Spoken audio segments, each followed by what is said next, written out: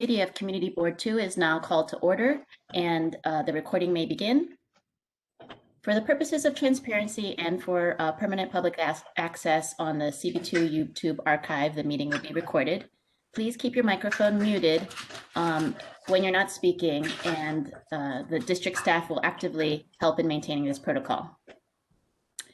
It is the practice of Community Board 2 to conduct remote meetings with all committee members' cameras on, please, for full transparency. And we encourage attendees to also leave their cameras on when they're speaking. To maintain appropriate discussion and voting process, I will make it known when and which topics are open for comment, first by committee members, then by board members at large, and the general public.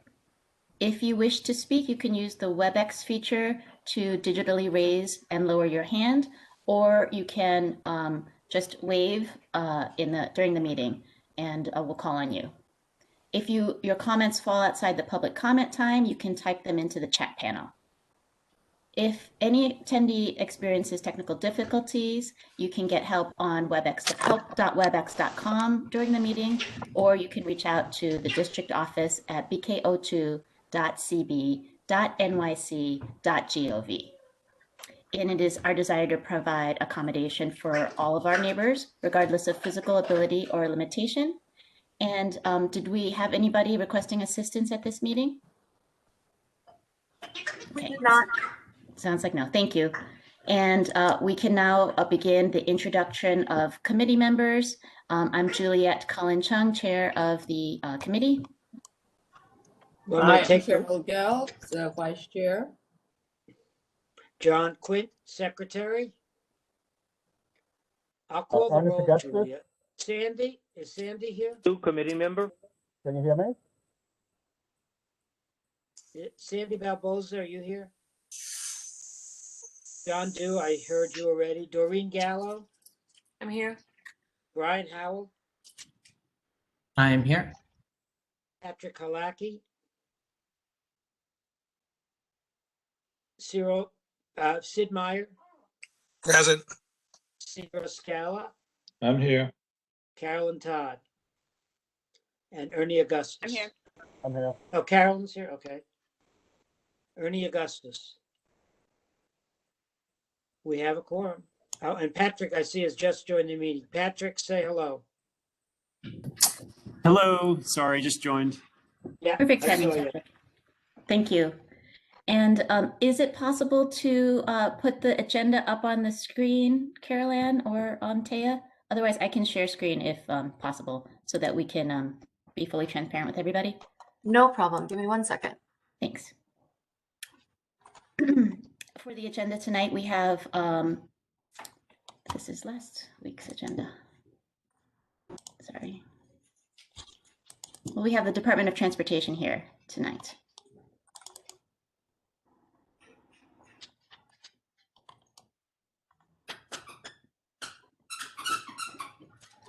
We have Ronald Snyder from the Street Safety Unit. And then we have Kyle Gorman from the Public Spaces Unit. And of course, Emily Raquel-May Beaufort, our Brooklyn Borough Planner. I'll have a motion to approve the agenda this evening. So moved. Second? Second. Okay. Anybody objecting? Great, unanimous. Great, so I'd like to invite Mr. Snyder. Thank you very much. Can everyone hear me? Yes? Yes. Okay, great. Yes. Okay.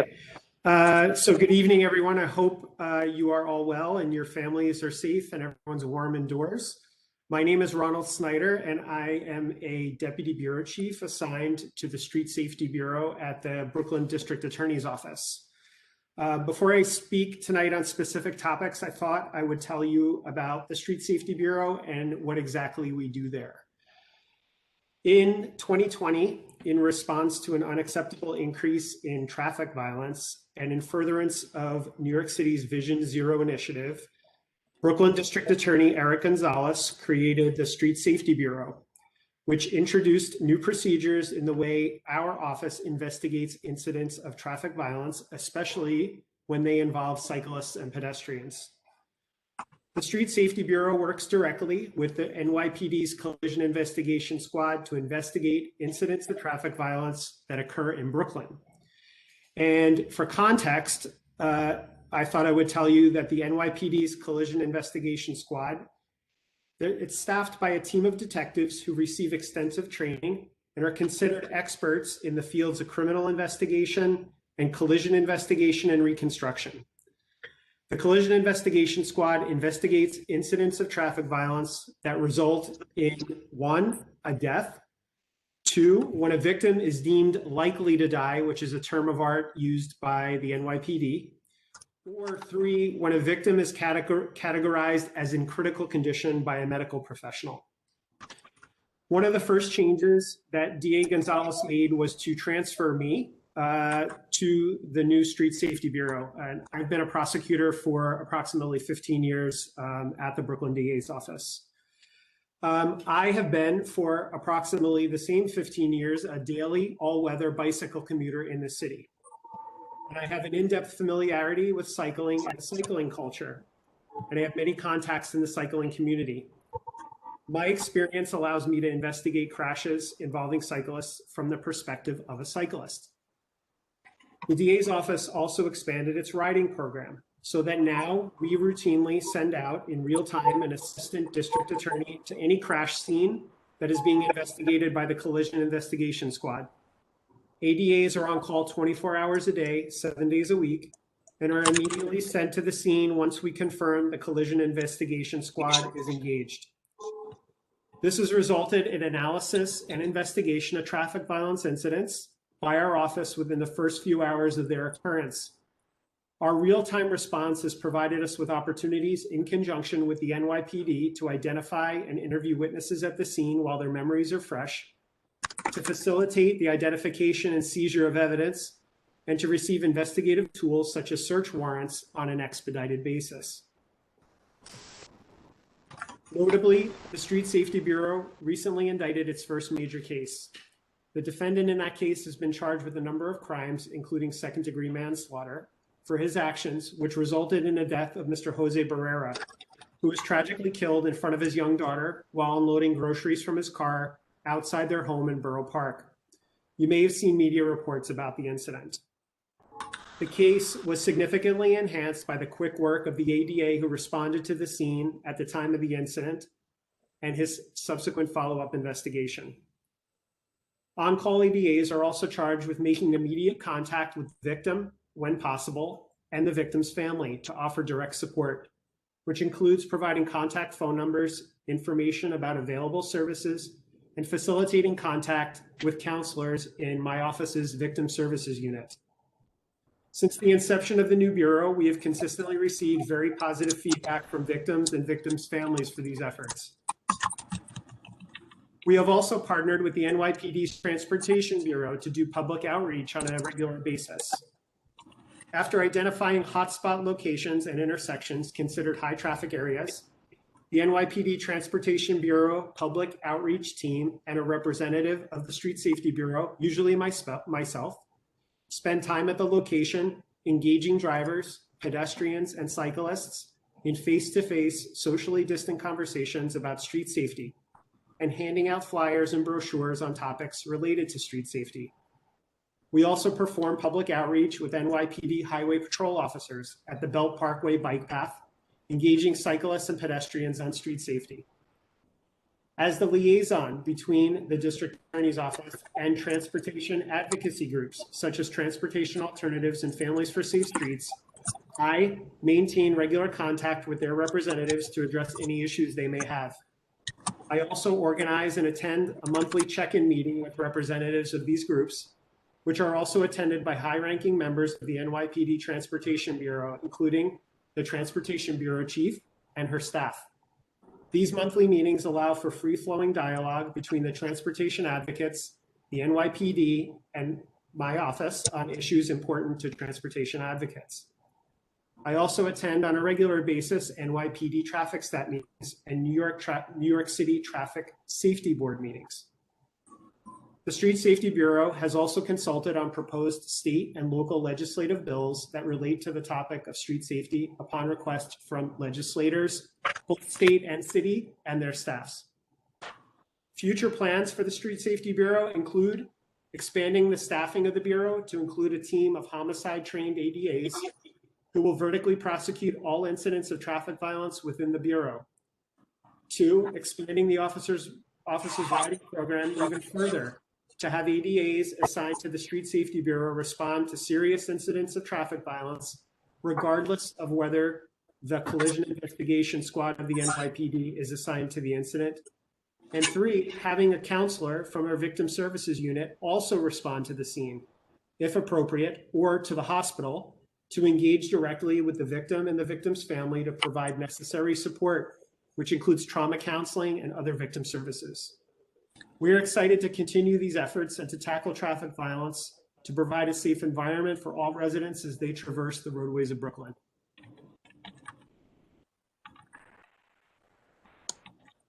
Thank you, Mr. Snyder. That was a very thorough introduction to your organization. Before I'm sure everybody has a lot of questions. I heard a lot of interaction that your unit has with the NYPD, with transportation alternatives, families for safe streets, but I didn't hear interaction with DOT. To the extent that you do identify these hotspots, how do you interact with the Department of Transportation? Sure. So I mentioned that I attend traffic safety board meetings. Traffic safety board meetings are actually organized by the Department of Transportation, and they include representatives of the Department of Transportation as well as a number of agencies from the city, including NYPD, the 5 district attorneys' offices in the city, and some other agencies, and also representatives of transportation alternatives, Families for Safe Streets, and those organizations attend. So those are forums, and I believe we meet on a quarterly basis. Those are forums where we are able to get together in normal times in person at the Department of Transportation in Lower Manhattan, but since COVID started via Zoom. And we meet and discuss these issues about how we can use investigations that are done by NYPD to help facilitate improvements to roadway design and to address issues where roadway design has perhaps contributed to incidents that have occurred in Brooklyn. So we use that as a forum. I can also tell you that NYPD and DOT work very closely to just the two of those agencies together to do with the same goal in mind. Investigations are typically shared with DOT representatives by NYPD, and then DOT does their own statistical analysis and those types of things to figure out what improvements can be made. Thank you, Mr. Snyder. I see John Quint has his hand raised. John? Thank you, Julie. Mr. Snyder, you said that this is an upgrade in the DA's office. In terms of the other 4 county DAs in the city, are you new or late to the game in upgrading the status? Well, that's a great question, John. Thank you. So every one of the DA's offices has a vehicular crimes unit, and that's what we originally had. But District Attorney Gonzalez, after 2019, when we saw a significant rise in deaths and significant injuries to pedestrians and cyclists, District Attorney Gonzalez decided to reemphasize a commitment to the safety of especially cyclists and pedestrians. And so he created the Street Safety Bureau with the idea that we would have a more proactive role in that, and with those goals in mind. So while the other DA's offices, they prosecute drivers for reckless driving and for causing these types of things, our unit is the first to be proactive in engaging with these other agencies, especially the NYPD and the Department of Transportation, and really having open line and an open door policy with respect to the transportation advocacy groups like TA and Families for Safe Streets. So I literally have their representatives on speed dial, and we talk on the very least on a weekly basis to address any issues that they have. And I'm the primary liaison for that. So we are the first in the city. In fact, I don't know of any other DA's office in the country that has that type of proactive role with the idea of protecting cyclists and pedestrians. So. Thank you. Thank you. Other committee members? Yes, this is John Doe. Can you supply a number of accidents that you have investigated in the CB2 district? That's one question. Do you have a particular intersection that you find most problematic? And how long does it generally take DOT to respond to your recommendations for a mitigation? And do you have a number of accidents that occur where a biker is not in a bike lane? Okay, so let me see if I can remember all of those, but if I don't, please remind me. So I'll start with the last question first. Have there been incidents where a cyclist was injured or killed and not traveling in a bike lane? Yes. The bike lane system has really grown significantly under this current mayoral administration, and even going back to Mayor Bloomberg. But let's face it, there's a lot more work to be done in that regard. I'm happy to see the changes that have been done. I am also a resident. I live quite close to downtown Brooklyn. And I bicycle every day. Except for today. So I'm regularly using my bike on J Street. So I'm happy to see that, DOT has changed J Street, at least a portion of it, to a busway. I use it as a pedestrian as well, and it's become a lot more safe for that reason.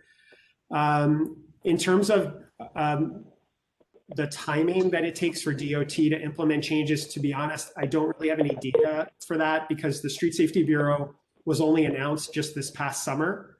So we're sort of in our infancy in a sense. And so unfortunately, I don't have any statistics about that. The incidents, I believe you asked, the first question was about incidents, traffic violence that have occurred in CB2, but I don't remember specifically what the question was. Can you remind me, please? No, I can't because I'm old now, so I don't remember what I asked you about. One of them was the intersection, the most dangerous intersection. I don't know that. I can't say what the offhand without looking at a statistical map that I have access to, what the most dangerous intersection is. But, I will say that, I know from living in the area, for example, that the intersection of Flatbush and Tillery is sort of a nightmare of cars and chaos, just literally rank chaos, and also having the 84th precinct and a fire station right next door that, it literally seems like the fire trucks are going out like every 5 minutes. So, that area also has a lot of cyclists and pedestrians. It borders, Dumbo, the Dumbo area, and sort of like Fort Greene is starting to creep in there. And there's a lot of new construction going on with the towers, residential towers there. So we just keep dumping more pedestrians and people using alternative forms of transportation into that area. But I would say that there needs to be a lot of work done in terms of the traffic flow and making it safer. I cross that intersection and it feels very unsafe. So I would say that intersection is one I have in mind. Okay. Zero. Thank you. Thank you for the presentation, Ronald. I had a question about the fact that you mentioned that you go to meetings or you attend certain meetings with DOT. As you compile your, which I assume you will be doing, compile your statistics on these criminal accidents. I call them whatever they're criminal, whatever the criminal thing issues. Investigations. As you compile them, will you be able to report back to the community board on a regular basis, maybe every 6 months, every 3 months, and just allow us to see those statistics? And also, I would say that your office and the DOT probably should work much more closely because, as Mr. Witt mentioned, there are areas of high, and you mentioned yourself, highly trafficked and very, very many more accidents in those areas. Your information given to the DOT and working together would afford the community a lot more information and possibly for improving those areas. So I think I encourage you to do that. That would be really great. Just going to the meeting, I'm sure you do, but I think actual interaction would really help. Thank you. And if I could comment, I would say that that's a great suggestion, and I will, and I would definitely look into that. And I also am happy to appear before the community board at any time. Thank you. If there are no other, Caroline, go ahead. Green Gallo. Thank you. Sorry, okay, so I have 2 questions. Thank you for talking to us. I'm really interested in what you're doing. How are you taking steps to accumulate reliable statistics regarding crashes beyond the police department data? And is there a way to get people on bikes and walking to report collisions without going through the police? There currently is no way other than reporting to the police about incidents that have occurred. And, you know, there really are the gateway at this point. Are you suggesting that their statistics are not reliable? I would say that for most severe injuries, they probably are, but I am a almost all-weather biker, and I've definitely seen crashes all throughout New York City that go unreported because, you know, people were concerned about their immigration status or not being able to wait for the police, or it was a hit and run, and how do you deal with that? And so I think there are tons of crashes that people, I don't think there's a lot of education around why it's important to get that crash data to the police. And I wonder if, you know, it's a matter of, you know, having a different kind of way to report, especially because people don't necessarily like waiting for the police or feel like they will be respected or comfortable with them. Well, first, let me say that I'm someone who's guilty of having been hit and not waited for the police. So I understand why people do it. And it's because I'm pressed for time, or I just don't want to deal with it, and I didn't seem injured at the time. But you know, I've had my share of you know, collisions in the time that I've been cycling in the city, just as I'm sure virtually every cyclist has.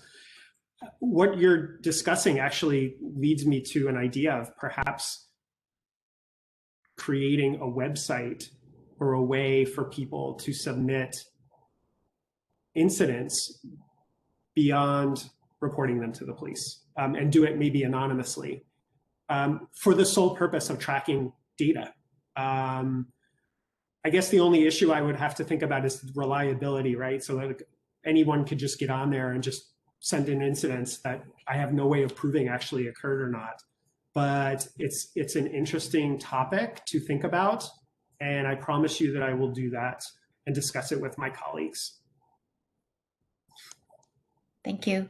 And Doreen was next. Yeah, I was gonna something like what Caroline said. But I wanted to know what do you think is the best way to handle it? Like if something happens to you, because I pick people up.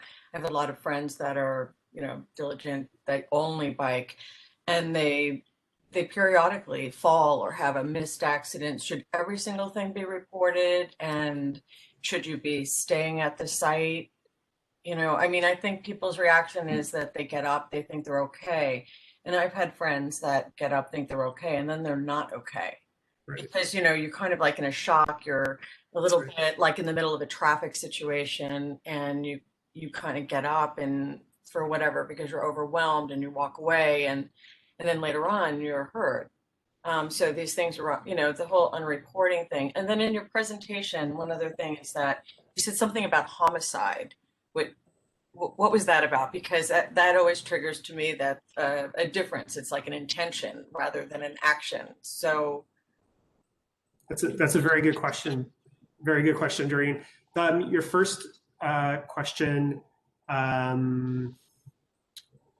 involving unreported incidents. So I personally, as a cyclist and as a prosecutor, I would recommend that everyone report their incident, and for the reason that you give, and I've been there.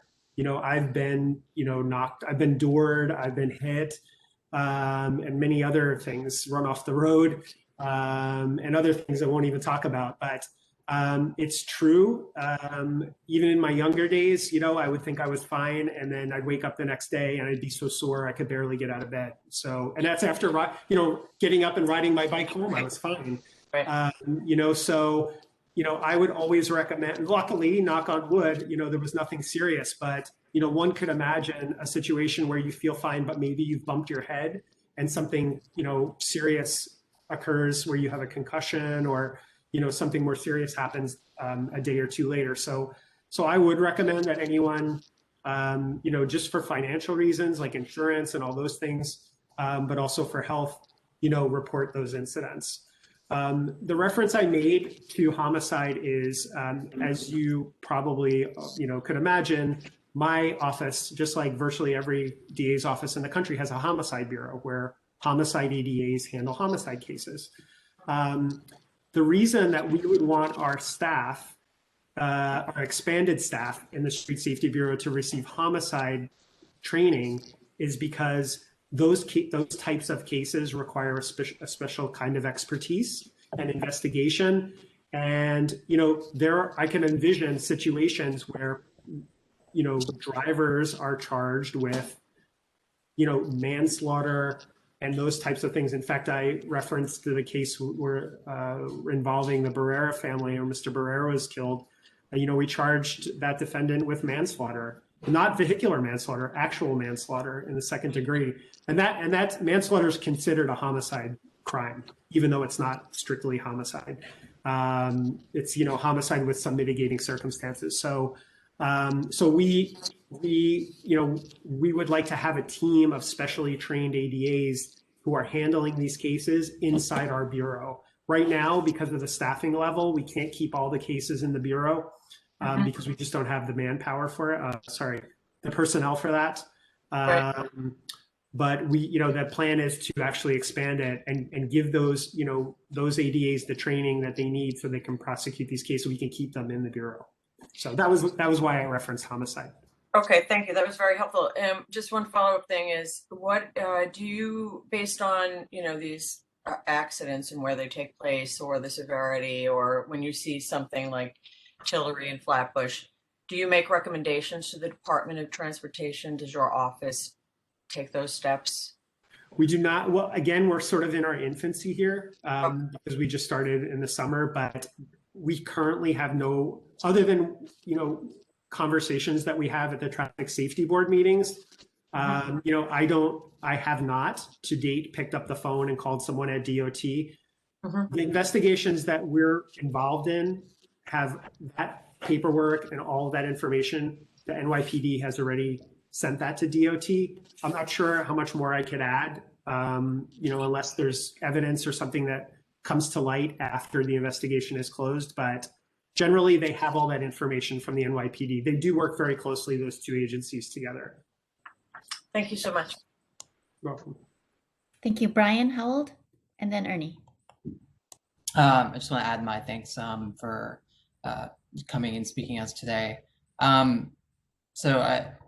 Those of us who are part of the Safe Streets movement are heartened to see that the city is taking action against behavior that isn't necessarily intentional but willfully negligent. So the right-of-way law, in the words of the law, failure to exercise due care.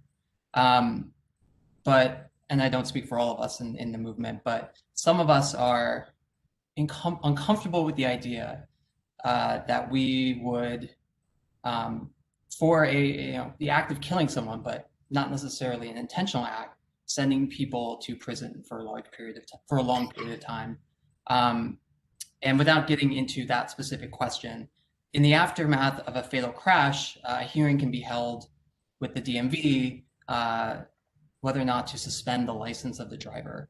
And I was wondering if your office is also working to attend these hearings or have these hearings scheduled or to appear at these hearings to perhaps, in addition or as an alternative to sending someone to prison, taking the step of helping to get someone's license revoked.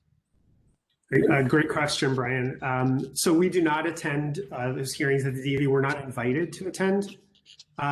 What I will tell you is that, I think DA Gonzalez's record speaks for itself. I can tell you that when I met with him numerous times in developing this new bureau, always at the forefront of his mind was that he did not want to increase incarceration rates, which is consistent with his practice since he's been the district attorney. And even going back to DA Thompson when he was the district attorney. So, his DA Gonzalez's position is he wants to hold people accountable, but holding people accountable does not necessarily mean putting people in jail. There are other ways to hold people accountable for their acts, for their actions or inactions. So, I promise you that is always something that is a discussion that we have. And it's always present in our discussions about how we're going to try to dispose of cases with pleas and things like that. So it's definitely an issue we keep in mind. Thank you. Just to make sure I understood you correctly, you said that the Street Attorney's Office is not invited to participate in those DMV hearings, correct? Correct. Thank you. Thank you. Ernest Augustus? Yes, I have two questions. One, does your office, does it keep track of bikes hitting pedestrians? And the second question is, I know bikers tend to ride off. Other question is, bikers hitting cars. My sister was at a stoplight, a red stoplight, and a biker just ran into her car and tore off her side mirror and dented her door, and she didn't know how to report that. Now, how do we handle that? Those two questions. So we do not keep those statistics unless the incident is actually reported to the NYPD. Again, we run into the same situation with the great question we had before about keeping statistics about unreported cases that would fall in the unreported cases category. If you were, what I would suggest your sister to have done is to call NYPD. I don't know what the cyclist's intent was in that particular situation. I mean, it could be a criminal mischief type case. She was physically stopped waiting for the light to turn. And on her left side, the biker just dented, ran into her door and knocked the, but it did damage. So I don't know if he should have gone to the police and made a police report, but then, who did he file it against? And then I always hear, at least in my communities, people who are almost getting hit by bikers and they tend to speed off. And it seems to be a growing problem, despite the fact that there are bike lanes. It seems to be just a growing issue. Now, I don't know if that requires some re-education or just informing bikers how to respect the roadway, but it's a growing issue. But we need some agency to address these issues when they come up. Right. I definitely hear you. In fact, what I'll tell you, I'm sure that, in the reality is that every cyclist has had the same experiences that I've had. I've had issues where cyclists have run into me when I'm bicycling, those types of things. So, when you have a large group of people, not everyone's going to behave, in the proper way. So, one of the things I do when I speak to cycling groups, is to remind them that they are, that they have to follow the law as if they were a car in New York City. That's just the law, the way it is, stopping at red lights, etc. So, we have to obey the law on some bicycles as drivers do who are driving cars and trucks and things like that. So, I do make an effort to do that. Because I am a realist and having bicycled for many years in the city, and having my own confrontations, with cyclists on occasion who, people who are not bicycling responsibly. I've had those issues too. Yeah. So But I'm sorry to hear about your sister's no, situation. but here's the presumption. When the biker hit her car and he went over her, the front of her car, he's laying on the street. The police comes up and automatically assume that she hit him. And she said, wait a minute, how can I hit somebody and he slammed into the left side of my door? Nobody hit somebody from the left side. But that presumption is there. And, she was very upset, and I hear this all the time. Right. Well, that's unfortunate that the police officer would draw that conclusion without doing an It's investigation. automatic. Drivers are the scums of the world. That's unfortunate. But it has to be addressed somehow. Okay, thank you, Can I reach Ernie. out to your office? I'm sorry? Can I reach out to your office, or, the DA's office doesn't address that? Yeah, I mean, you can, if you want to call me, I can, give you my information, contact information. We Okay. can talk about it further. Okay. Okay. Now I'd like to open it up to members of Community Board 2, if any of you have questions who are not on the committee. Okay, seeing none. Any members of the public have questions? I do see one in the chat that I will just read in the meantime. Aruni?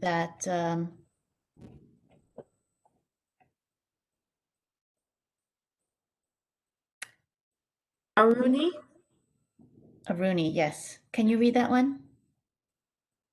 Can you report license plates for reckless driving in situations where you were almost hit? No, because the act of being reckless has to result in some harm. So if you're almost hit, under the law, you can't attempt to recklessly hurt someone. Recklessly is a state of mind that's defined in the New York State penal law. And although there are crimes in the New York State penal law that are attempt crimes, attempted murder, attempted assault, attempting certain crimes is not, it's not a legal sufficiency. So committing a crime recklessly, that state of mind, you cannot attempt to commit a crime recklessly. The reckless behavior has to result in some harm. So, I mean, you could call the police and tell them what happened, but I'm not sure they're going to do anything because under the penal law, that's not a crime. Thank you. Did anybody else in the members of the public have questions for Mr. Snyder? I don't see any. Okay. I want to thank you, Mr. Snyder. I did. Oh, sorry. Go ahead. Who's speaking? Sorry, Nicole Murray. My hand was raised. Oh, I didn't see it. Sorry. Yeah. I was just wanted to note that as of about last year or so, Brian put the link in the chat. Cyclists do not have to follow red lights. We follow pedestrian signals. So if somebody moves forward ahead, you know, the pedestrian signals often go a little bit earlier than lights to allow people to walk. As of I think it was October last year, but you know, you can check the link. We can move forward, or they can move forward with those. So it's not red lights that we obey. Thank you very much for reminding me. Thank you, Ms. Marie. So thank you, Mr. Schneider, for what you do and for coming to our community board. Thank you very much. The questions were fantastic, and I really enjoyed the conversation. It gave me some additional things to think about, so thank you. Fantastic. Have a good evening. Thank you. Now I'd like to move to our Department of Transportation items on the agenda. We have Mr. Gorman from the Public Spaces Unit and Ms. Riquelme. Good evening, everyone. Nice to see you all. Thanks for having me. My name's Kyle Gorman. I'm a senior program manager in the Public Space Unit at the city's Department of Transportation. I am the sort of wizard behind the curtain of sorts related to the Open Streets program. I've been managing it since its inception back in spring 2020. And just a little bit more about myself. Before the pandemic, I was managing all of our temporary street closure programs, which some of you actually might be familiar with, weekend walks and seasonal streets, which we worked with a lot of partners who are here tonight on. So it's exciting to sort of see that work really scale up and progress and sort of form into something new and continue on. I have a quick deck to go through. Sorry I didn't send it before, but I'm not able to share my screen. Is there a way to promote that? Kyle, can you send the document to me? That might be easiest right now. Is there any way that you can just like make me a co-host? It's my first time driving this thing, so we'll try that. I will say you're doing an amazing job, because some of the other boards are not as well-oiled machines. This has been great. So you fooled me. I thought you've been doing it since the beginning. But I have the ability now. Yeah, you did great. Thank you so much. Okay. All right. So everyone should be able to see my screen now. Let me just make it full screen. So like I said, we're here to talk a little bit about open streets. I'm going to also highlight some of the specific open streets here in Brooklyn Community Board 2. I'll talk more so about the permanent program at the end of the presentation, and then I also want to give some of our community partners a chance to share their own perspective and sort of their experience with open streets after this short presentation that I'll give now. So just in terms of the different types of open streets, there are 3 different main types of open streets that we were enacting since last spring. The first is the one that is the most popular and the most widespread, that started first, was just the general open streets program. These were corridors that were designated as bike and pedestrian priority and have active socially distanced recreation and programming opportunities. So you can still drive on these blocks, but like I said, it's bike and pedestrian priority. We were doing these open streets mostly in coordination with local police precincts, but we also rely on more than 40 community partners across the city to execute these open streets. And like I said, it's local access only, so only people who should be driving on those blocks actually should have access. So that means deliveries, pickups, parking is still permitted. I want to say it again, parking is still permitted at these types of open streets. So all local activity is still permitted. Through traffic is what is restricted. Then the second type of open streets was our open streets restaurants, temporary street closures, which was designed right after the general open restaurants program was released in June 2020. And this was just giving a little bit of an ability for the businesses to have added capacity and the ability to also operate more safely and support them, as we all know, as they've had pretty significant challenges during this pandemic. Open Streets Restaurants is completely the fruit and labor of all of our community partners who have invested countless hours and I'm sure their own personal finances in making these a success. So I really want to underscore that community partners, especially in the context of Open Streets Restaurants, are a critical component here. The difference between general open streets and open streets restaurants is that open streets restaurants allow for full street closures. There are no local or through traffic around while these streets are closed for outdoor dining and things like that. And then the final type was our protected bike lanes, which we were doing as sort of barrels just on the street at the beginning of the pandemic to give cyclists a little bit of extra space. But many of these bike lanes have actually, temporary bike lanes have evolved to a permanent state, got the Kermit Green treatment, and are now a part of the New York City bike network, including actually on Smith and J Street, which has now become part of the busway and has a bike lane component on it as well. Here's just a great little quote that I wanted to include from a New York Times article that was released just at the end of 2020. Really highlighting that open streets citywide has really resulted in a tremendous paradigm shift for lots of different types of folks as to how our streets are used and how we can really maximize their potential and really balance the needs of everyone. And the first quote of that article was just highlighting the tremendous sort of success and sort of just transformation of these streets like it had happened on Vanderbilt Avenue. So that's a great article, definitely everyone should read it. Here's a photo of the Hall Street open streets, which was NYPD managed just up until a few weeks ago. We have now identified a new partner who can probably introduce themselves after I'm done speaking in just a few minutes. They're the Hall Street Open Streets Coalition. This is a photo of the South Portland Avenue open street right south of the park. This one is managed by the NYPD local precinct, or was. And just so you have a little bit of a context as to what, where, and everything related to open streets was, there were open streets in all different types, pretty much at all different corners of Community Board 2. We had open streets, we had open streets restaurants, we had partner managed sites, we had NYPD managed sites. So you got sort of a flavor of all the different types of open streets here within Community Board 2. So I want to just now briefly touch on what actually the next steps are related to what a permanent open streets program mean. The mayor did just a few weeks back as a part of a recovery agenda for the next 10 months of the rest of this administration.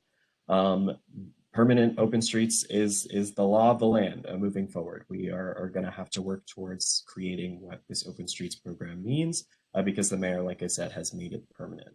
So there's a lot of sort of details that we have to work out, and we'll look forward to sharing that with you to get your feedback in just the actually coming weeks. Probably things have actually come together even very quickly over the last 2 days, ironically enough.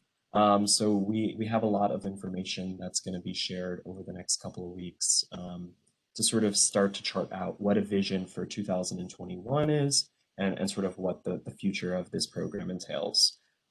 And at this time, I would like to also sort of just give some of our partners the chance to talk about their perspectives and their experience with open streets. I want to underscore again that this program is not possible without all the time and energy that have been invested by all the individuals that are going to speak right now.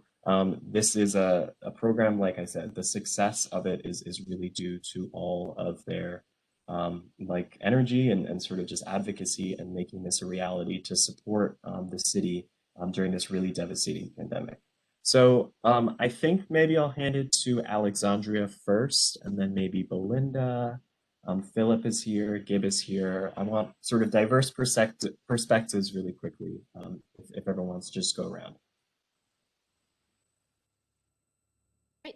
Hi everyone, thanks for having me, Kyle. Thank you for everything you guys have been doing for us. I really want to just say how transformative the Open Streets program was for Dumbo this summer and fall. It just allowed us to breathe life into the neighborhood at a time when that was very hard to come by. Just activating the streets, getting neighbors out in a safe way, generating places for people to sit and expanding the restaurant footprints that we have. You saw that image of Washington Street. It was, really quite magical. It was a lot of community members using it, and then, a lot of local New Yorkers coming down to Dumbo, and then really even for the, most of our open streets were focused on public seating. And, we would put up giant QR codes of where should I go pick up my food? Where should I, what's the best takeout? And we had so much traction with that. I mean, really, like the number of meals on any given day that were brought back and enjoyed at our seating was totally wonderful. I will say that it is, as Kyle mentioned, an enormous labor of love. Closing the streets, because they were open, they were closed Friday night, Saturday day, and Sunday. That's just a lot of energy to take away all the furniture, put it all back together the next morning. It was also, initially we were getting NYPD support for towing cars on those blocks, and that completely disappeared. So we really hope that there will be some sort of city support like that in the future. Like anything, people get accustomed to actually, get accustomed to it. And so parking, probably an hour into it on Washington Street would be clear. On Main Street, some people really just kept their cars there the whole time. So that was definitely, like, if I had to identify bummers about the program, that was a big bummer. We used the open street model for retail as well this winter, which was enormously helpful. We shut down on Saturdays in coordination with, we would have Brooklyn Flea in the plaza space, and then we shut down Pearl Street, which is the adjacent block next to the Pearl Street Triangle, and had our retailers come out and kind of set up a expansion of the market. But all of the Dumbo-based retailers were on Pearl Street, and it made a huge difference in their holiday sales, and it allowed us to, again, spread out safely. So that activation was phenomenal. So many shout outs to DOT. They were really working with us to figure out how to make these programs a success. I can't tell you how many times we would be on site looking at things and just working it out. So many thanks to Kyle. I'll just wrap up with one note, which is one of the things I think that the program needs to come to terms with is, particularly on the open streets restaurants blocks, we would argue that it is not a good and safe use of that have bicycles whizzing through. You have, kids playing in the street, walking, it just is, it's too many uses.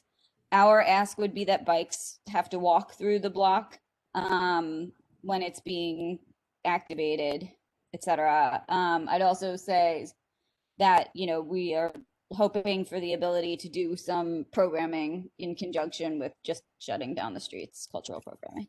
And which streets are you commenting on? So we're changing our program this year, just as like a segue. That's good. This year Dock Street is actually shifting to the open culture program, which is, are you guys familiar with that? Okay, so open culture was set up by the state, by the city council, and the blocks are designated. Cultural organizations can hold rehearsals and or ticketed performances on those blocks. They can generate revenue.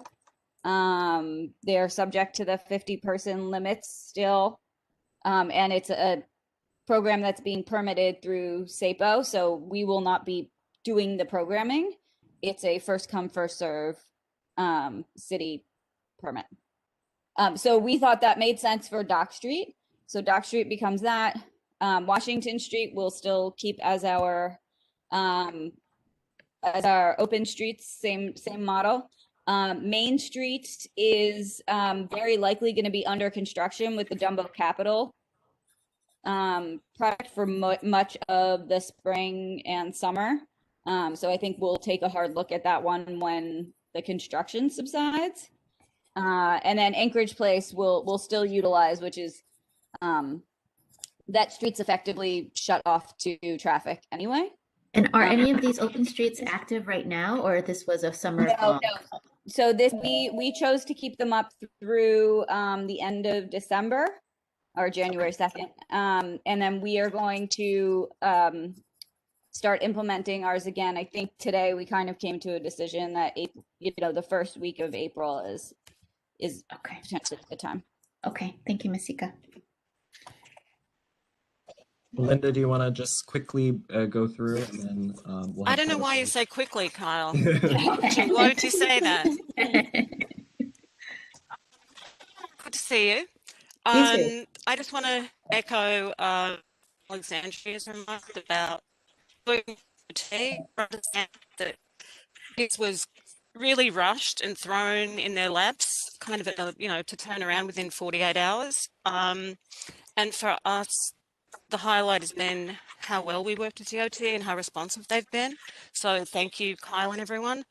Downtown Brooklyn is a different beast to Dumbo. I don't know if you've noticed. Whereas CBD, we're not as naturally charming as Dumbo. So what we found is we went big. We did open streets on, I think 5 blocks of Willoughby from Pearl to Flatbush.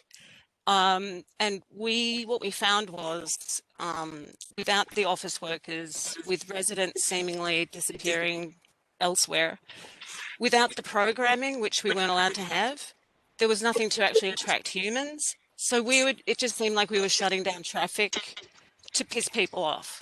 And we're lucky to have a lot of DOE fund support, but we were throwing them without PD doing any sort of enforcement.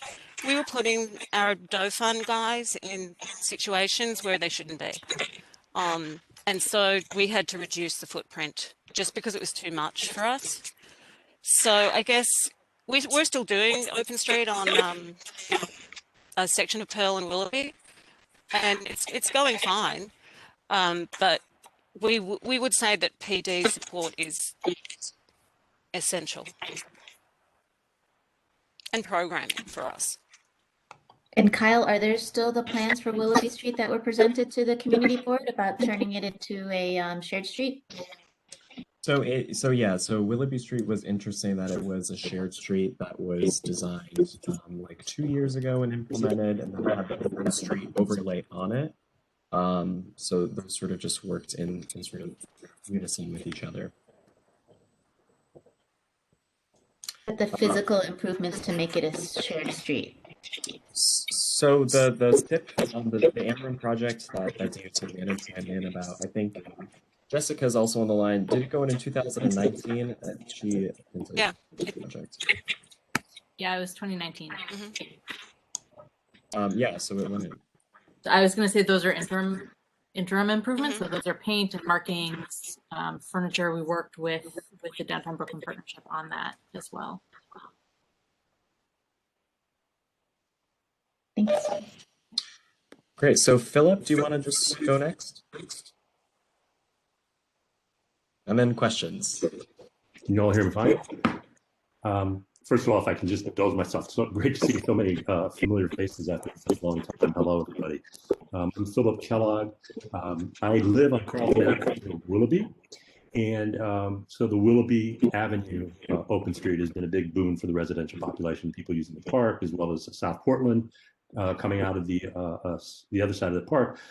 So we were outreach to here because I'm also part of the Carlton Willoughby Block Association, and with the idea of forming one of these coalitions to try to see if we can, as residents, help manage these open streets that are so popular coming out of Fort Greene. So we are just in the baby steps of this project of organizing. There's about 5 of us.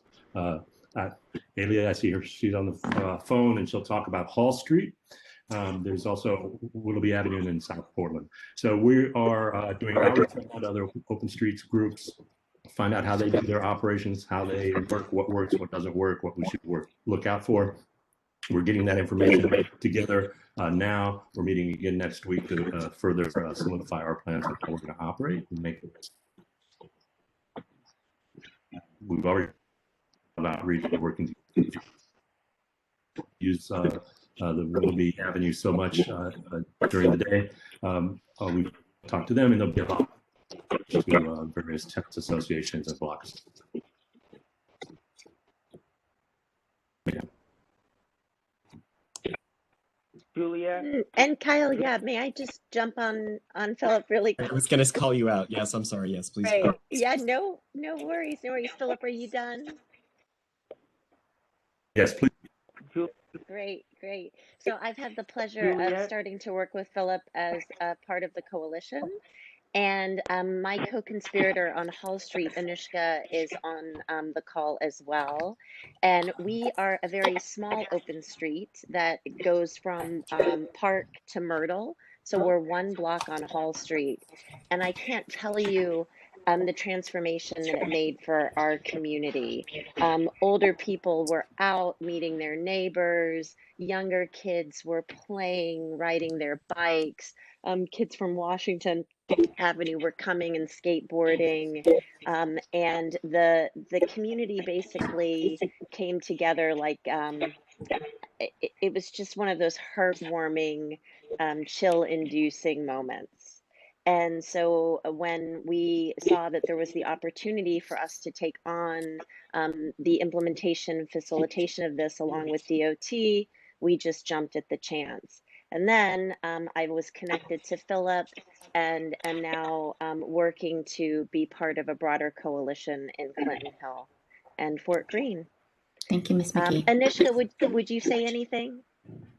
I think we should let the community members speak, and then she maybe Of course.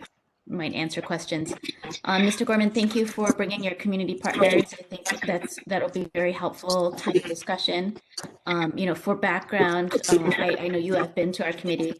For background, the Open Streets program rolled out while we were on a hiatus, while the community board was on a hiatus from meeting because of COVID protocols. So the program seemed to roll out really fast, which was great for the community. It was great for economic development. It was great for public space. But from the perspective of communications and community involvement, we're happy that you're here now to have this discussion, and we hope that as the program becomes permanent that you continue to engage us. So having said that, I'd like to open it up. I see many members are eager to speak. I heard John first, and then I'm going to go around. So John Du first.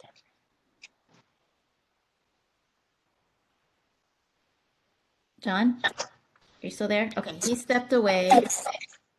So Cyril, go ahead. Good evening. Thank you for the presentation. I had a question or two. How does a community interact with you to request open streets? Do you have that kind of situation where they would go about asking you, and then what is the process? And the second half of the question is, do you have an overall plan? I see there are bits and pieces all over the communities where you have these open streets allocated, but is there some sort of a master plan where you would have some, and maybe I'm dreaming, I'm not sure, but where you have some master network of open streets? Like we all hear about the Strand. I don't know if you're familiar with the Strand, that snake of grassland going through the borough. I was wondering if there was some sort of a plan where you would interconnect these open streets and have a very open situation throughout, so that my goal would Brooklyn Heights would be related to Fort Greene, and Fort Greene related to Borough Hill, so we'd have a much more intercommunity aspect to it. Thank you. I love that big dream. I would love to see that happen as well. So in terms of your first question, in terms of process, it's sort of evolved into terms as to how people request open streets. At the beginning of the program back in the spring, when it was first launched, there was a survey that was released where community boards, elected officials, community-based organizations, many of whom are on the call today, or just general members of the public at large could apply to have an open street. Some of those open streets applications were people who said that they could take on the day-to-day management. So in a lot of cases, that was a business improvement district. I believe that the ones in downtown Brooklyn were one of the first tranche of open streets. And then that application remained open. We continued to receive requests through that. We received, honestly, thousands of requests over the course of the spring and summer. And then once the program was pretty ramped up by like July-ish, the process sort of changed where anyone who did want to request an open street, with the exception of an open streets restaurants, just a general open street, they could just contact the Brooklyn Borough Commissioner's office. There is a separate application for open streets restaurants, since those are full street closures. That all sounds very confusing. I totally realize. So moving forward, and that was one of those big meetings that I had actually had just yesterday, was that a huge next step for us is for us to release a formal application process for partner organizations that want to take on the management of these open streets. At this time, unfortunately, the city is really limited in its resources to take on the full operations of an open street. So that's why we rely on community partners. There are, of course, significant challenges there, and we want to be able to support our community partners who are taking on this, but also create a program that is equitable and doesn't necessarily have to rely on a community partner. But I will say that there's an application that'll be coming very soon, and I'll probably be back here and honestly maybe just a few months to talk to you a little bit about that and get your perspective on what that might entail. Everything is literally coming together so quickly. So this is news for even our partners on the phone today. So it's all really coming together, and we look forward to working with you on that. In terms of just a plan, there is a lot of plans that have a lot of the things that you're talking about in terms of just making a comprehensive plan. From the sort of citywide or sort of just district planning scale, we were pre-pandemic legislated to create a master plan for the city. And now that open streets is the thing that's within DOT's toolkits, I don't see why the sort of vision that you have for a network of open streets and a network of public spaces and a build out even more of our bike network can definitely be sort of captured in that process. I think we should definitely make big plans and dream big, but there's also a lot of sort of benefit to having open streets being very flexible and nimble and able to sort of just respond to different pedestrian peaks, to delivery needs, to event needs, to weather, so much.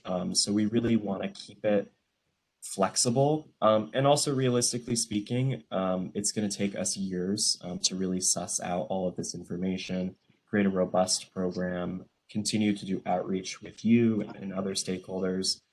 So it's definitely a work in progress, but there is formal planning going on, I will assure you. Thank you. Juliet, can you hear me? Yes, Juliet, John, can go you hear ahead. me? John, go ahead. Yes. I've been trying to get through. This presentation included 4 testimonials. That's generally not what comes before the community board. We are here to share issues from the community, not necessarily to hear about what works. That's wonderful. But we are here to talk about the pieces of this program that need addressed. So when this program rolled out, I walked out on my block and I saw gates up. And I didn't get any information about the program, how it gets rolled out, who to contact. There were no instructions that came along with the closure of the streets. Each community district has a different set of requirements for each block. So each block should have some kind of discussion about the street closure, what it means, who is supposed to maintain it, what happens when you get an Amazon delivery. Do they know that they need to get out and move the gate in order to get there? What does the ambulance do? All of the other things that are part of daily life on the block are part of what the community board needed to know about in advance. So I'm getting all of these questions, and I don't have a clue as to how this program works until tonight. Am I getting enough information to be able to respond to folks about how the program works? So the communication is important.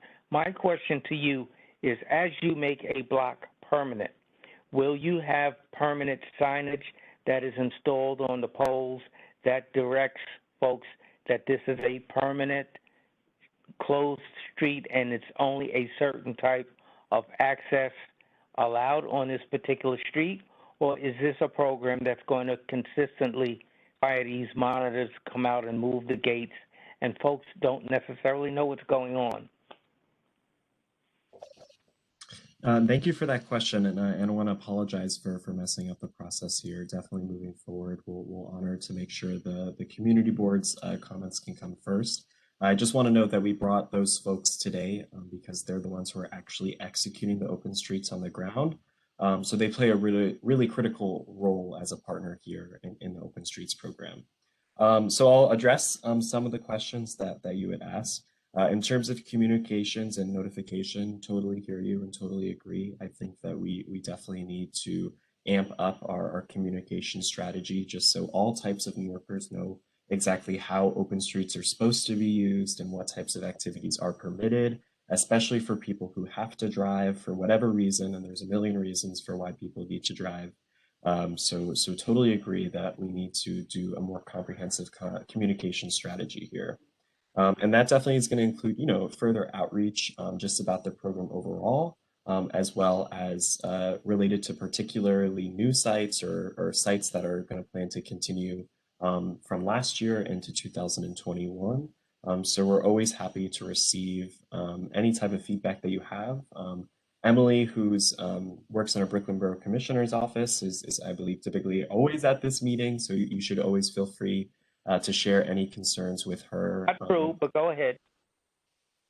Okay, well, you can always feel free to reach out to the Brooklyn Borough Commissioner's office at any time, whether by email or phone, and we can definitely give you the contact information.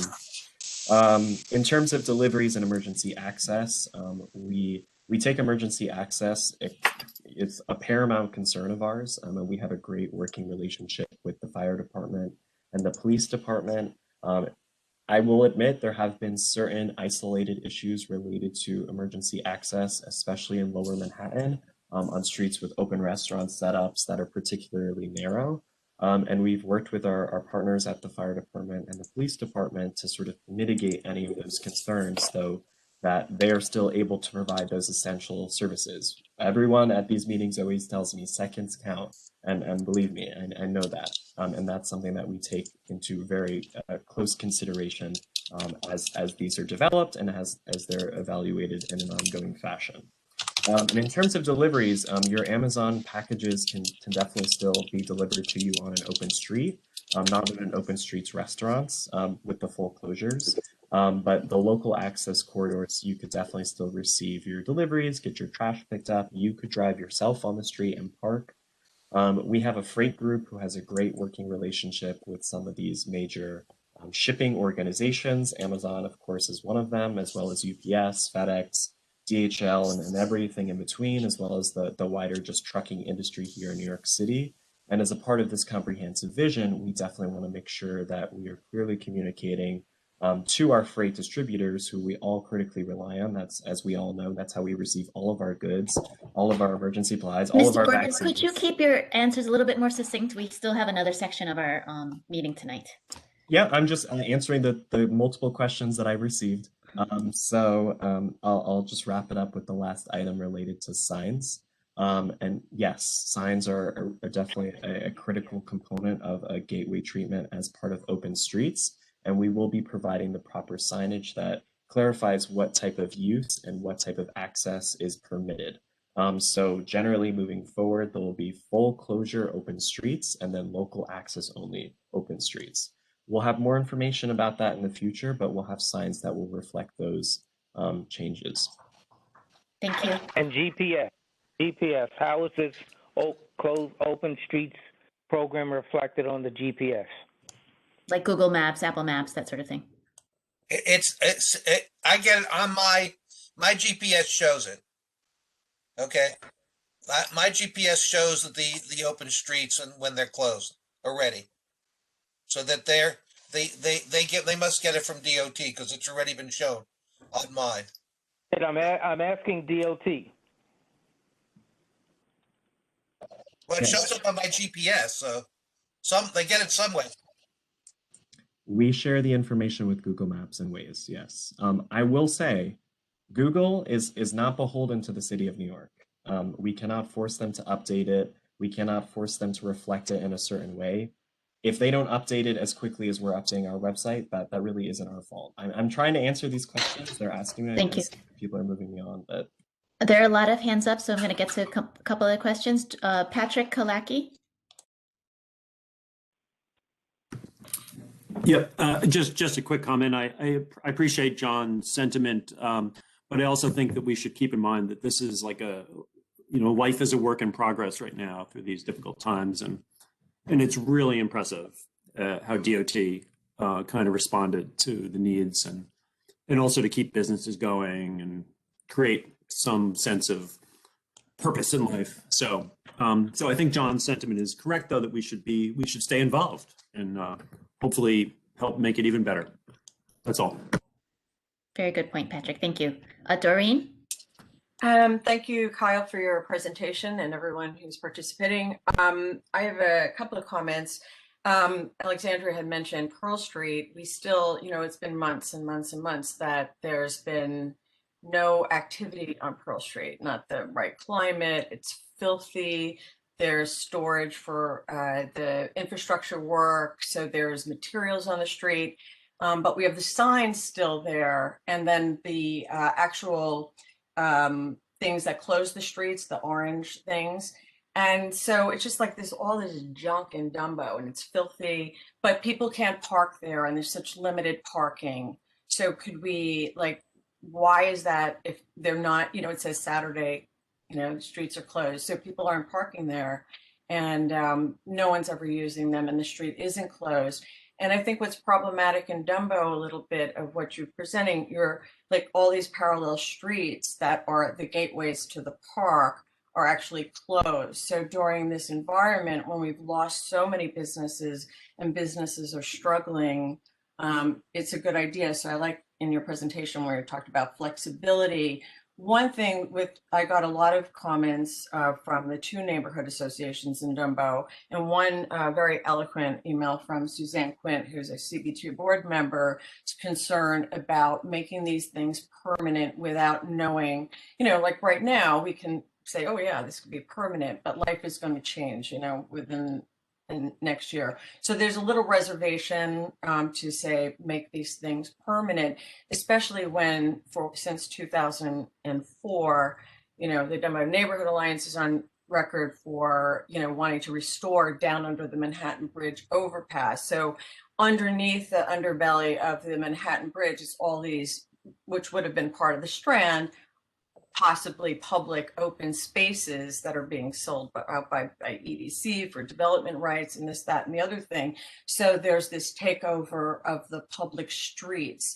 And if DOT could really look at these spaces instead of just, doing both things. But the one thing that I wanted to relay is what the community was really happy about, seeing the effort made to help businesses, because we've lost a ton of businesses, but the resistance is making it permanent before we know how things are going to unfold, especially when we're going to be under construction for the next 5 years. Mr. Gorman, do you have a response on Pearl Street? I'm going to pass that to Alexandria. Can we take off this? I'll send, I'll send pictures tomorrow of what it looks like with the signs, but it's just, it's not being used for what it is, but the signage is there. You know, because we talked about this last week at our meeting, some of the smaller streets that aren't like funded by bids or the downtown partnership, you know, where they're moving their, you know, where the community is wanting their closed streets. But this is, you know, it's been months. Okay, thank you, Doreen. Caroline. Oh, Caroline and then Ernie. Do you want me to respond or no? Sorry, I thought you were going to discuss offline. Do you have Yes, something to say to everybody? Oh yeah, no, that's fine. Oh, this is the first we're hearing of it, so thanks. Cool. Okay, so thanks. 2020 was one of the most deadliest years on record for traffic violence, and I want to ask DOT how many people were killed and injured on the open streets. As far as I'm aware, no one was killed. Exactly. Thank you. Yeah, I just want to recalibrate, you know, this conversation. It's not about capitalism, it's about safety. Thank you. Thank you, Caroline. And Ernest? Yeah, I just want to echo what John Dew just said. You know, I don't work for DOT. But I always notice that DOT, any program that they have is successful before they even roll it out. I think they write the press release as they're rolling out their program. I was stunned by this open street. And in fact, you know, in the middle of this pandemic, most people weren't using streets that I know of. But I became aware of it because I have a house. And I was going to the local Home Depot on Nostrand and Willoughby Avenue. A very easy stop. So I needed some supply to do some repairs in my house. And I get down to Clinton Avenue and Willoughby. And I cannot make a right turn. I see a gate across the street. I had no idea what was happening. And it went from Cumberland up to Hall Street. You know, that's a pretty hefty block on Willoughby. I had to get out my car to move those gates so I could proceed down Willoughby. But the thing is that there was no activity in the street. I just saw a metal gate blocking the roadway. But there was no bikers, there was nobody, you know, there's a public school, they have a yard, but I was just sort of taken aback and I had no idea, you know, what this all was all about. It goes back to, you know, there was no community board meetings in the middle of this pandemic. We just learned how to get on Webex and Zoom to do these virtual meetings. But I don't know how you disseminated the information. I did see something in the newspapers where DOT just rolled this thing out, initially downtown Brooklyn. I can understand the thing to help restaurants. I can understand that. I have no problem with that. But it was like, I heard all the testimonies and how great this program is, you know. And the thing is that it always strikes me that there is never, ever any reservation or any opposition or any, well, wait a minute, you know, let's make sure that we're touching base with everyone. You know, it's an awful thing when you live in a community for 45 years and you know, people, you know, they interact, and then they all seem to be confused, you know, in terms of the information flow. It's something that you're going to have to address, at least the community board, because people always turn to the community board for questions and for answers. We don't call DOT to ask them to respond. We ask the community board. And I think there was just a lack of information. Thank you, Ernie. I did see Brian. Brian Howell, are you there? Oh, would you like to discuss your recommendation that was discussed at the last community board meeting, the general meeting? Sure. So for those who are not familiar, last month, this committee passed a motion asking DOT to study ways to make open streets self-enforcing, and that motion, I believe, was passed by the board at our meeting last week. I just wanted to start with a line at the beginning of this agenda item. Excuse me, Mr. Gorman, your line was, "This project would not be possible without the time and energy of all the people who are about to speak right now." And I want to thank all those people who do that. But there are many open streets that don't really have community partners and groups of people who are able to either band together or don't have the time to manage open streets full time. And we see the same issue with the city's parks. You know, conservancies do a great job for our city's parks, but many of city's parks, particularly parks that are, you know, not in wealthy and white parts of the city, don't have conservancies, and their maintenance needs and programming needs often fall by the wayside. Is there,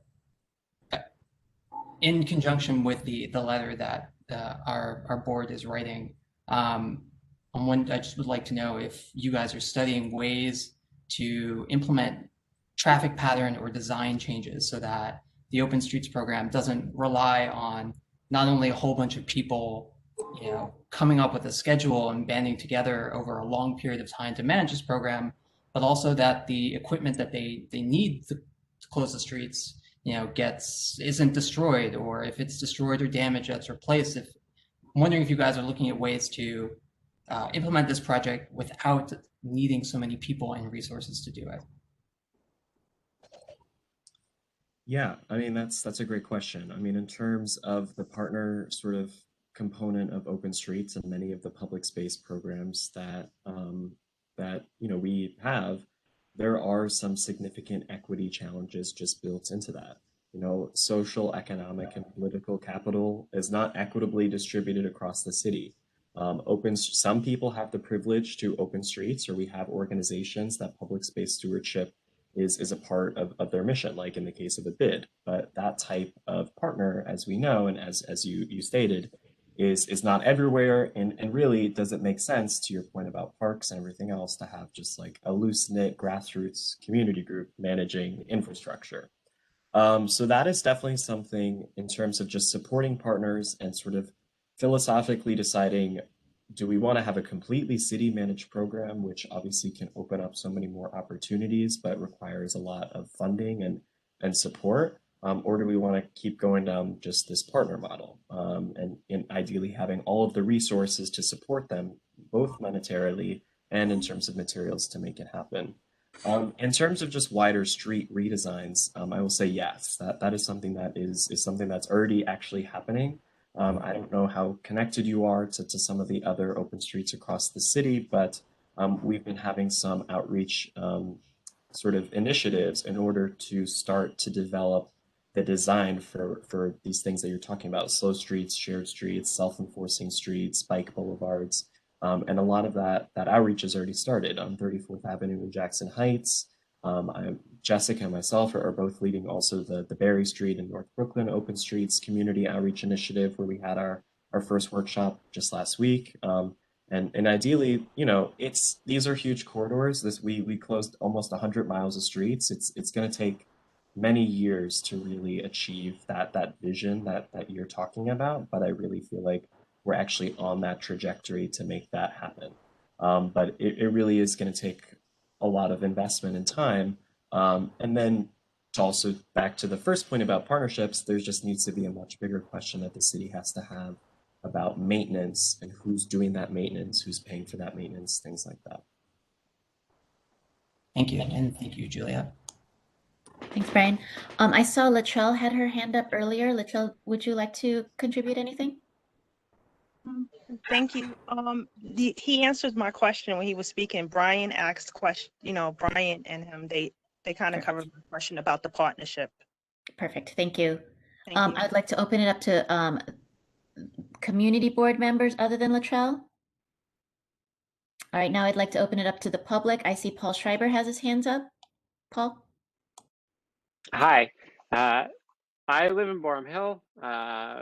There was an open street on State Street. I was one of the volunteers who helped the Borum Hill Association set up and take down the barricades. The open street was terrific. It gave a lot of people the opportunity to have somewhere to walk. There were many young children who could safely ride scooters and bicycles in the street, and it was terrific. There are a couple of areas for improvement, one of which is we had to sort of self-organize. We came up with a spreadsheet and an email group and so on. And each community group kind of had to figure this all out on their own. So it would be terrific if there was an opportunity for groups to work with each other to share things they found that have worked. And that could be facilitated by DOT or another city agency, and or the city could provide some of these tools and techniques to folks. And the second was around the physical barricades. They would get destroyed a lot. Cars would run into them, people would break them, and Howard Collins, who runs the Borum Hill Association, would be out there every week, spending his own money to rebuild these things and put them together. And it's very generous of him, but we can't really be reliant on the generosity of individual folks. And it would be great to see some support where like the city would go around and proactively look for these damaged things and replace them, or come up with more durable materials that will either bend and not break, or whatever. Like, I'm sure there are very creative solutions. So I hope that feedback is helpful to you. I'd love to see more of it when the weather warms up, and providing space for folks to be out there safely. Thank you, Mr. Schreiber.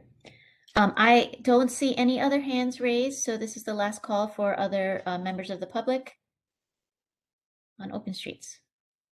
Okay, thank you, Mr. Gorman. Thank you for coming out and informing us about open streets, and we look forward to continuing to communicate with you and keep up the good work. To the community partners as well. Thank you. Thank you so much. Okay. So we're going to move on. Carol Ann, would you like to share the list of questions that and responses that we got back from Ms. Raquel-May?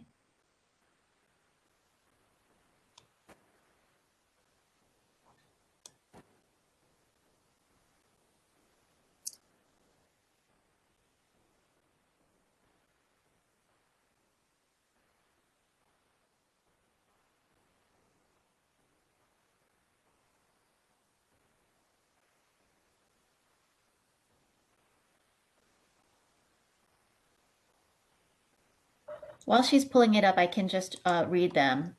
So the first question that we had sent, I'll read the high priority ones first, was provide an update on bus turning priority intersections throughout Community District 2.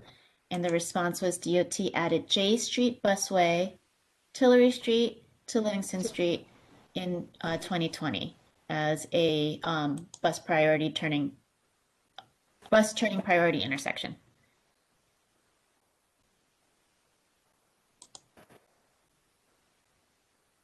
Is Ms. Rakame on the line? Yes, I'm here. Okay, great. Are you able to tell us about any of the other bus priority lanes in the district? That's the only one in your district. Okay, so it was added in 2020 and it's the only one we have. For bus priority, yes. Okay. I'm going to move on to the second. What we can do is anybody, I don't know who asked all of the questions, but if the answer isn't sufficient, please do feel free to jump in and ask additional questions to committee members. Thank you. The next one is please provide updates implementing recommendations of the Downtown Brooklyn traffic calming study. And I think the response was, I don't really understand the response. So that study was released in 2004, many administrations ago, in both mayoral and commissioner. So unless there's something very specific that you would like to request about this study, I would need clarification. Whose question was this? Oh, it was an old question. Okay. So I'll move on to the next one. There's no response on this particular traffic collision, but are you looking at Atlantic Avenue? Right now, there is no study, or there are no specific projects for this intersection. Typically, when there's a fatality, doesn't DOT look at the intersection at which there was a fatality? Yes, but at this moment, there is no specific project for this intersection. What is the reason for the discrepancy between the policy of DOT to look at intersections that have fatalities and the lack of a plan for this intersection? That's something I can get back to you on. Yeah, that doesn't really make sense to me. Atlantic Avenue in general, are there studies happening of Atlantic Avenue for traffic calming, not particularly necessarily on 3rd and Evans? At this time, there's no projects for this location. There are no studies? Anywhere along Atlantic Avenue? Not within your district, no. I don't know if you saw in the chat, but after we discussed the Tillery and Flatbush being a very high, very dangerous crossing, somebody also put Atlantic and Flatbush as well. And we all know that that is a very difficult intersection. Moving to number 4, slow zone neighborhoods. So there were several slow zones that were designated a few years ago, and the markings and speed bumps are no longer in the same condition as they were previously. Could you give us information on both the new designation of slow zones and also just maintenance of speed bumps and street markings? So there are no new designations for slow zones at this time, and we are not accepting any applications for any new designations. Any street markings and or street infrastructure that you feel needs to be repaired should be submitted into 311, and we will send out inspectors and see what we can do.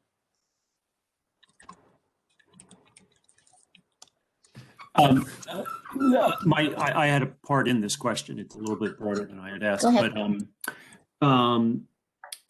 I think that's unfortunate about the slow zones because it gives communities a chance to kind of, more actively participate.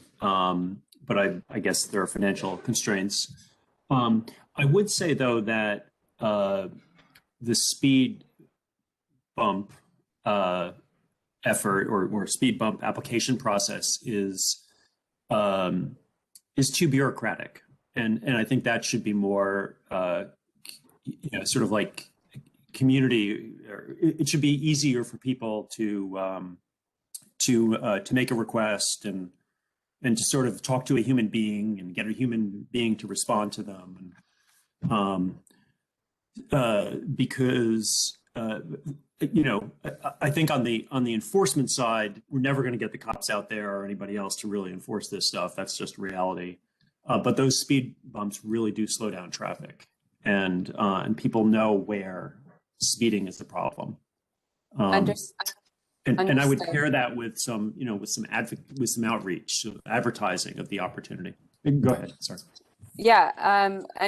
Anybody in the community can request any sort of safety implementation onto a roadway, such as speed humps of that sort. You can go online through 311 or through our website and submit a request for a study for a speed hump on any intersection, or not intersection, but any segment of street.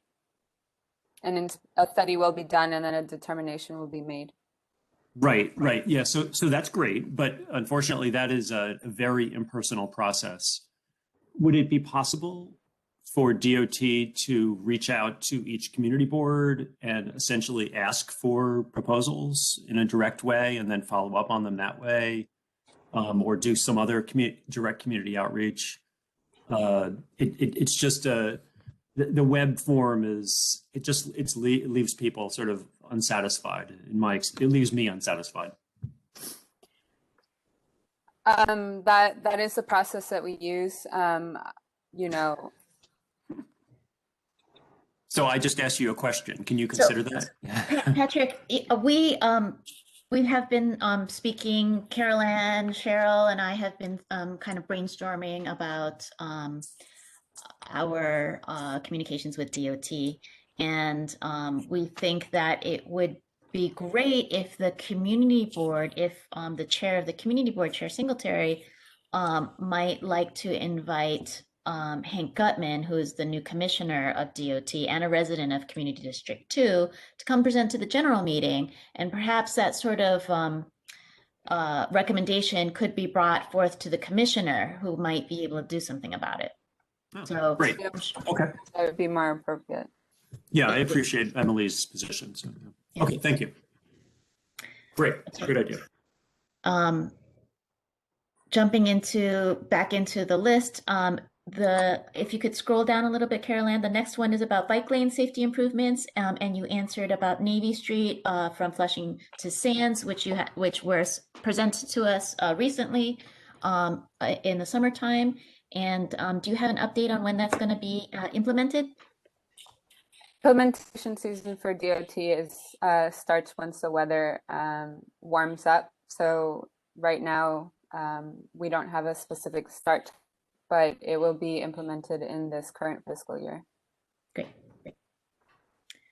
And later on, there was a question about whether there is parking to be removed from that street segment, and the answer was yes, as presented. I think there were 19 spaces to be removed, but we'll get there. Number 6 is, what preventative measures has DOT installed to deter pedestrians from jaywalking across Adams Street to enter the Brooklyn Bridge pedestrian walkway at Tillery Street? And you answered.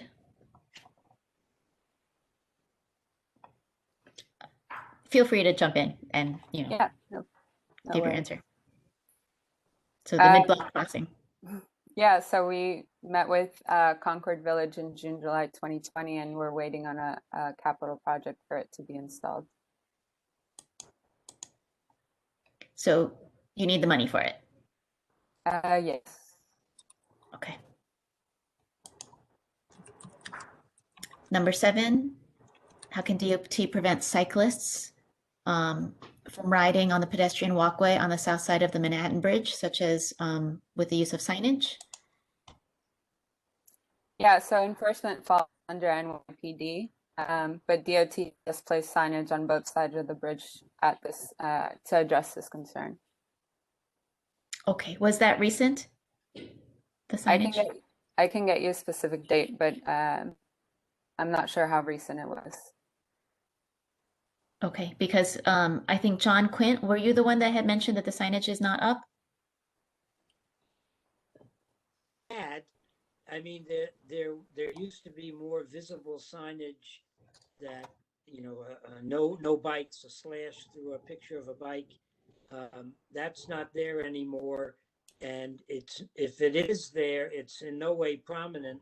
They really rely on the fact that there's a sign for bicyclists pointing to the north side, but there's no admonition clear of no bikes on either side, either the entry on the Manhattan end or the Brooklyn end. And especially because while there's only one entrance on the Manhattan end, there are really multiple entrances on the Brooklyn end because of the way they've, by extending the bike lane through that little plaza that is there that goes all the way to the off-ramp from the bridge. There's really 3 different entrance points into that plaza that bikes, only a bike could roll. The other 2 are defined by steps, but still there's no clear signage that's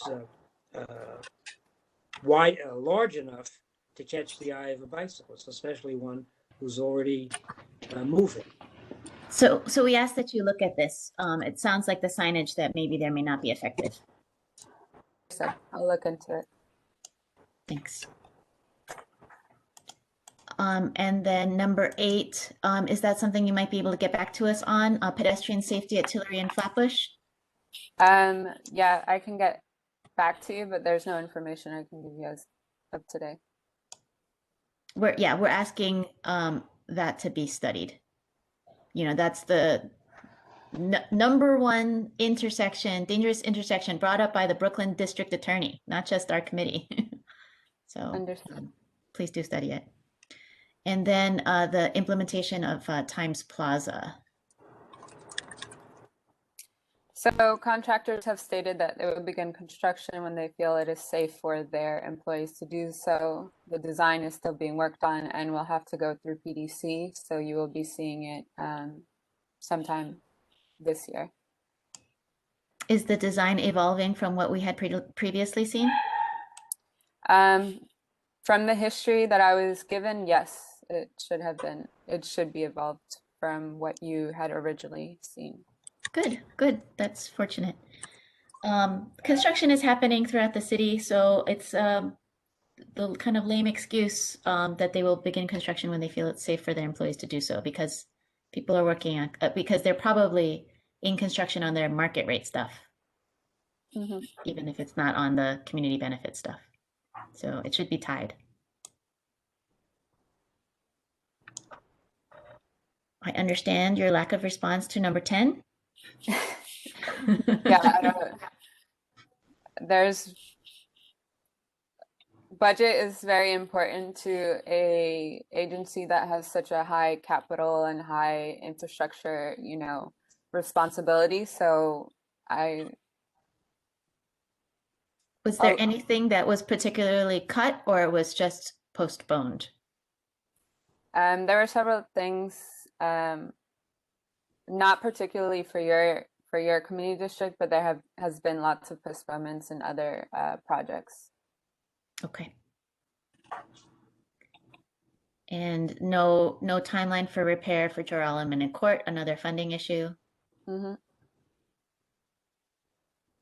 then, do you want to walk us through the planned pedestrian safety improvements that you identified? Yes, so the first one, 4th Avenue, Flatbush to 1st, that is substantially complete. What is missing are little punch list items. So that should be complete once implementation and installation season starts. The BQE ramp, I can give you more information on that, but that's something that you can find on our website. And then 3 Navy Street, Sand Street to Flushing Avenue is the bike lane that was mentioned, that was presented to the board in June of last year.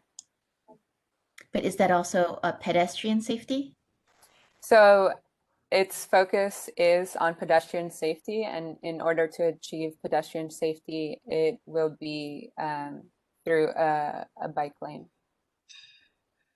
Okay, and the BQE ramp, I think is not in our, is Wythe in our community district? Wythe is not, but one of them is. One section of the portion of that project is. I see. Is it the entrance it's the entrance at Wythe, but not necessarily on Wythe, the portion of the entrance that is in our district? Yes, I can get you the information tomorrow. Okay, thank you. And I'm going to the second list of secondary priority. Speed camera programs. You sent us the link. Yep, that should give you all the news. It is a mayoral initiative, and so if you have time to read more, all that information is available online. Okay. Basically, Mayor de Blasio is in support of expanding the program, and he's trying to work with the state on that. Is that right? Yes. Okay. Thank you. we just talked about open streets significantly, so I will skip that one.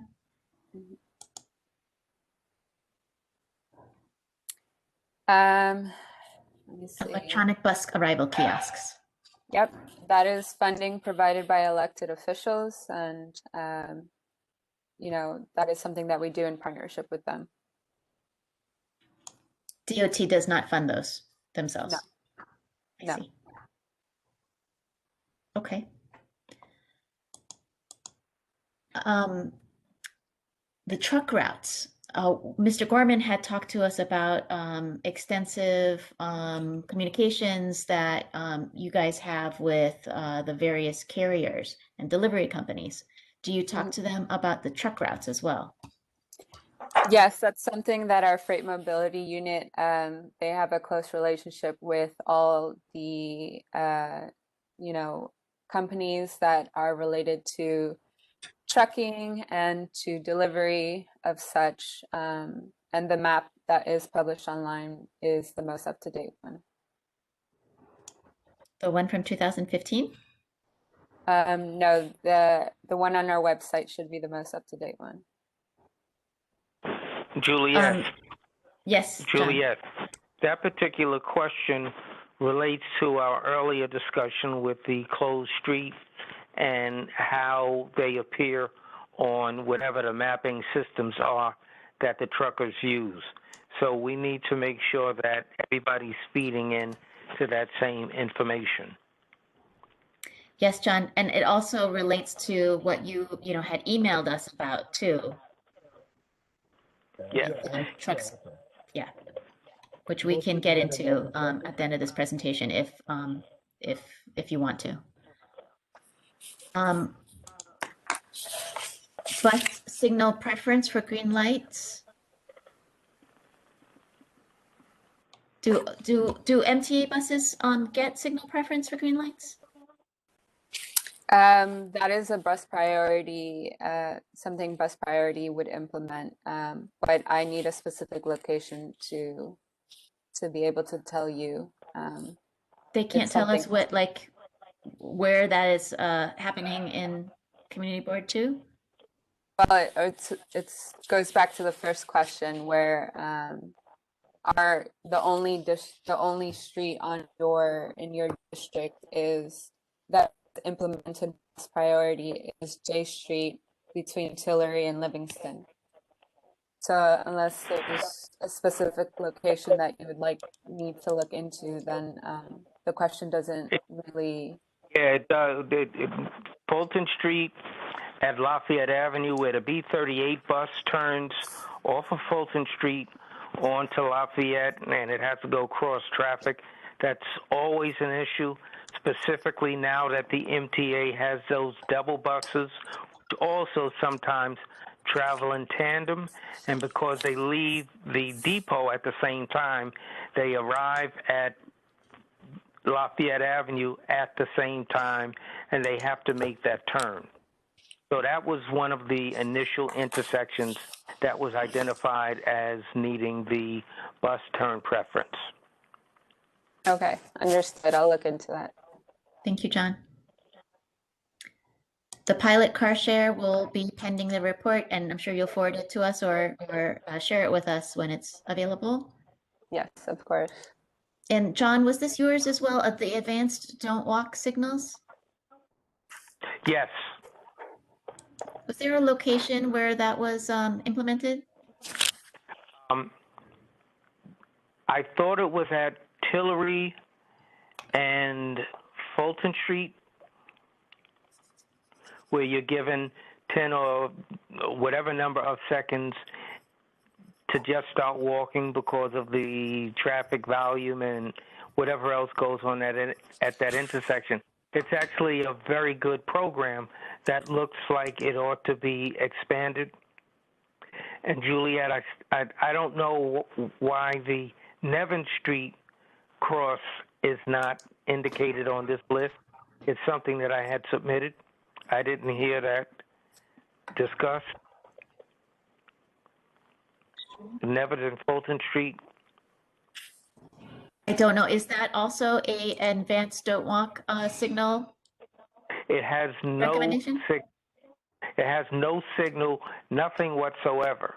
So any of the cars choosing to turn off of Flatbush Avenue onto Nevin Street has to stop for the pedestrian. It's the end of the Fulton Yes. Mall.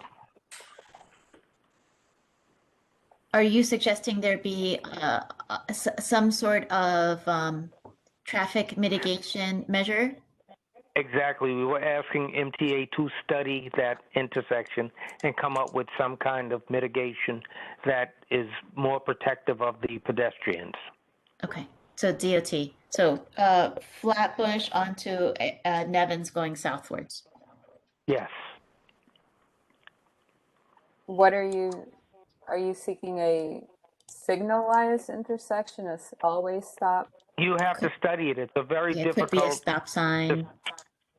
We didn't make a recommendation because we don't know what would be appropriate for that particular intersection. A light clearly would not be. Okay. I will look into it. And then there's a question about permanent stanchions to dissuade illegal permit parking. I'm not sure whose question that was. It's an old one. I'll skip it then. Bus signal preference for green lights. We just talked about that just on J Street. And if we have recommendations, we'll send them to you for other locations. And John had mentioned one on Lafayette. Yes, John. The stanchions to prevent permanent illegal parking, that had to do with the illegal cars that park on the sidewalk at the police precinct. That was a suggestion to prevent the supposedly cars that have the permit parking that are police oriented, that never get ticketed and park anywhere they need to park. If you put stanchions there, they can't park illegally on the sidewalk. Which street is that? Is that Prince Street, John? It's where the police precinct is on Skirmahorn Street, I believe it is. Right, Skirmahorn, yeah.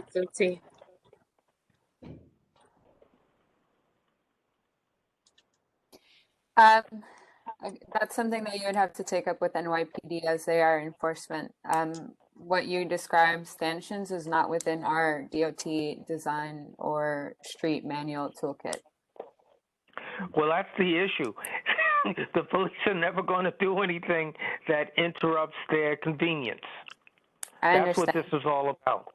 The issue, this has been a 2 decades old issue for the district, that the police park on the sidewalk. That was also an issue with the bikes, where the police often park and block the bike lane. So these are all attempts to try to get that issue under control, along with the underground parking garage that was eliminated from the Willoughby Street Park. That was designed to accommodate all of the permit parking downtown Brooklyn that is on the sidewalks, and that never gets ticketed. Can I ask a question, John? Please. Yes, you can. So that parking, that was DOT, that was a DOT project? Because I didn't include the question because I thought that was another agency. Probably. You know, we weren't quite sure who was going to be responsible for it, because it has this police connection to the problem. Folks didn't want to touch it. So the question, and that's why it stays there. Everybody avoids it. Okay. Thank you. Okay. Speaking of the Flatbush Avenue, downtown Brooklyn's safety streetscape improvements, there were a number of improvements made to the pedestrian experience on Flatbush Avenue to buffer it from the just the rush of traffic going in and out on Flatbush Avenue, like going onto the Manhattan Bridge. But that ended at DeKalb. So Has there been any funding to extend that southward? No, this is not something that this project, I believe, has been completed, but I can look into it. Right, from Livingston to, or south of DeKalb, is what we're looking for. I don't know if it was in the original budget or not, but it wasn't completed. Okay, so from Livingston to DeKalb? Flatbush Avenue extension south of DeKalb. Okay. Okay. And then the 80 Flatbush during construction. Mitigating traffic. So all construction sites have to work in conjunction with our Office of Construction Mitigation and Coordination to create a maintenance and protection traffic plan. Outside of that, enforcement falls on PD. So we see how it goes, and if we're having problems, we'll bring it back to you, and you can bring it to the Office of Construction and Mitigation, and maybe discuss how the permits go, the construction permits. Yeah, that's fine. Can I say something, Juliet, please? Please do. Go ahead. So I have had experience where OCMC creates a plan and have not at all taken into consideration pedestrian safety. Crossing Flatbush Avenue is already, I think, hazardous whenever I attempt to cross it at that location. And I'd like to suggest that when the MPT plan is being created, that the community board be involved. So oftentimes what happens if an MPT requires, you know, I would say a large ask from the community in terms of, let's say, like shutting down a lane of traffic in order to facilitate construction, that's when it goes to the community board to see if, you know, they're comfortable with that. I'm not exactly sure what the MPT for this specific location is, but because it was not something that came to the community board, it must have been a simpler MPT. 80 Flatbush did come to the community board, Carol Ann. It was that the stripes, the vertical stripes, the art project that they had worked with I think a Mexican studio on. And we liked it. They had like different colored lights in their sidewalk bridge. Okay. Okay. Thank you. Pedestrian stairway entrance at Washington Street to the Brooklyn Bridge. You know, we heard you know, there was a presentation about new signage, wayfinding signage on the Tillery side of the Brooklyn Bridge, but this entrance to the Brooklyn Bridge, which is pretty frequently used because a lot of, maybe not this year during COVID, but after COVID is done, a lot of the tourists like to go to Dumbo and take pictures of the waterfront. And this is the entrance that they use, not the one that goes to downtown Brooklyn into all of the traffic, which is more of a commuter walk. So, you know, there's funding for one thing, but not funding for this. So we just bring this up as, you know, something that we would like to see beautified, and has in the past been beautified. And I think there were signage improvements, but it's still a very underground sort of entrance that the world is using to come to Brooklyn. The whole world is using this entrance. Juliet, can I say something about that? Absolutely, please do. Okay, so Emily, one of the things about it is that there's, for years and years and years, and I could just show you pictures all the time, there's no enforcement. So forever there was a no parking sign, no standing sign. And so there would be like 20 feet where you wouldn't be able to park, but of course there's always a concession, and it's like one of those concessions with the music, and it's a cinch point. So I think one of the things that makes it so objectionable is that after all this time, they've restored the stone, which we saw this year after years and years, and it's beautiful. But the entrance is like a nightmare, because you have all these food vendor trucks, and they're not following the signs, for what's legal for them. And I never see any enforcement from DOT, from the police, from anyone. And that's what makes it so horrible, because you can't get up there freely. It's always just like, so many things, people coming off, people coming on. They made this great improvement. So for, people to walk their bikes up. So there's some things that have been tweaked that are great, but that's like the worst offense, is that right in front of the stairway are these concessions. So maybe an expansion of the sidewalk to take away the space where the concessions park, but create a more enhanced pedestrian experience might be something that the public space people could look at. I think they have to move where the concessions are, they're not following, I think there has to be some enforcement to follow the rules, and not against the trucks, but I think that if, they're not following the rules. Juliet, Yes, Ciro. Yes, Ciro. I would echo Doreen's point, that area right there, first of all, the entrance is so narrow. Right. That many people crowd and they're taking their bikes up, they're walking up there, they're taking things down. There are at least 3 concession carts right there. Maybe they should be moved across the street. That would at least alleviate that section, or somewhere else.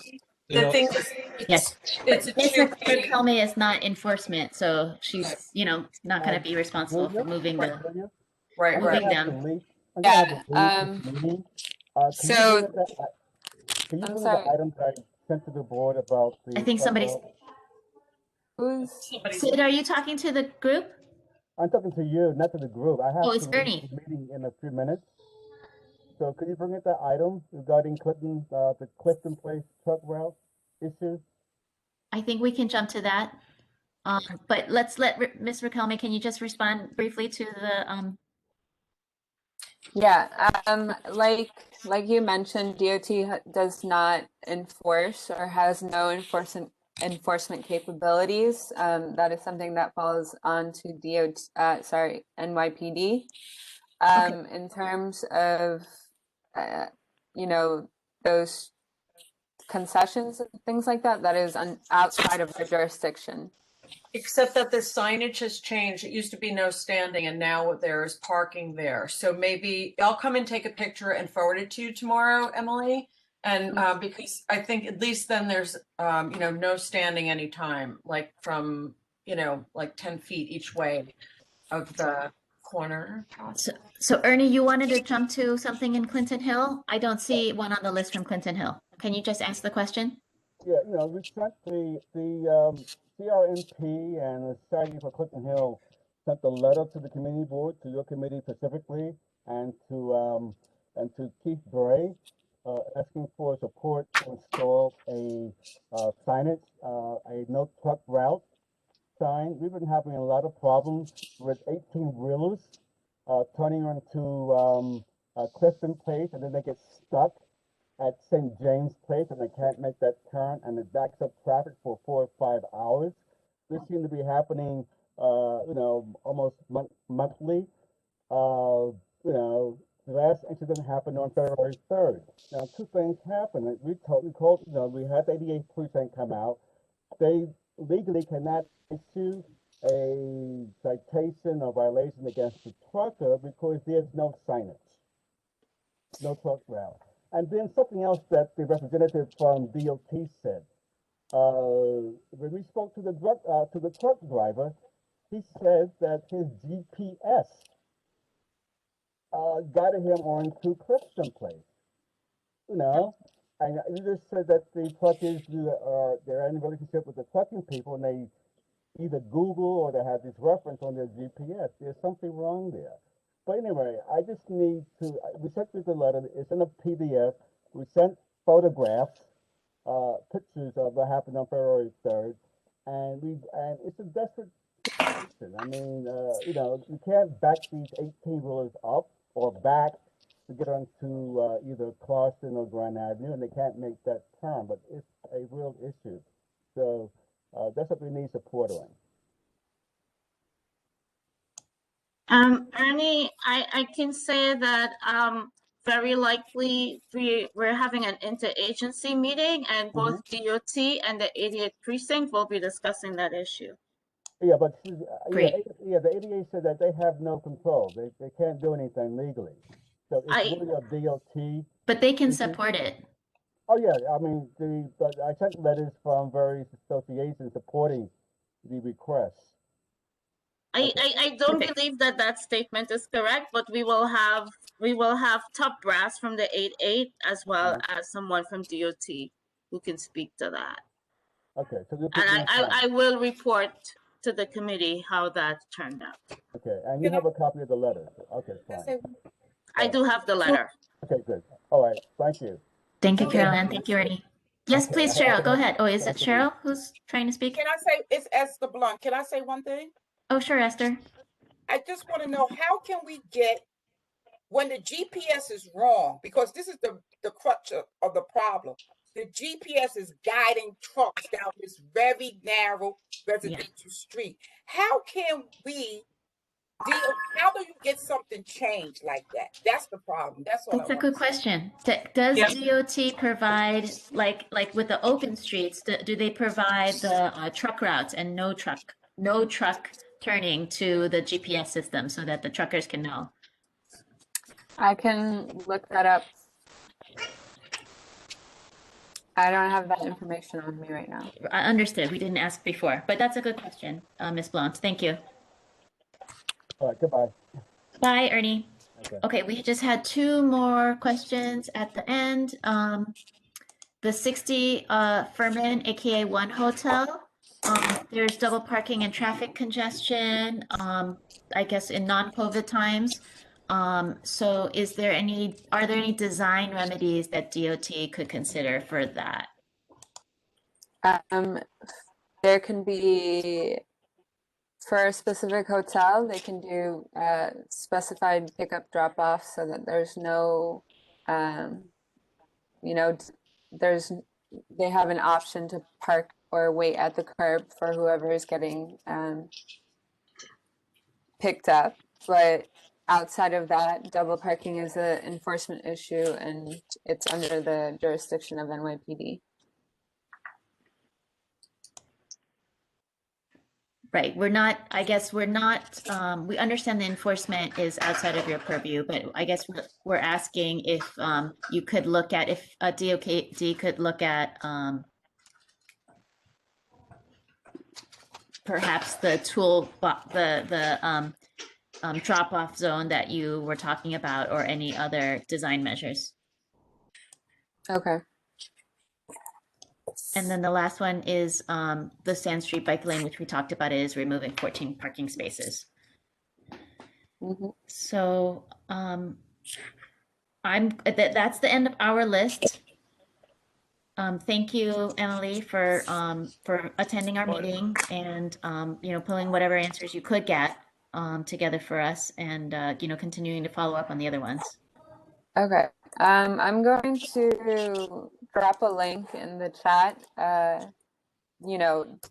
At this link, you can contact DOT directly through the Borough Commissioner's Office, and you will get a tracking number that will be, more helpful to me moving forward, so that I can keep track of where that specific request has gone or will go to.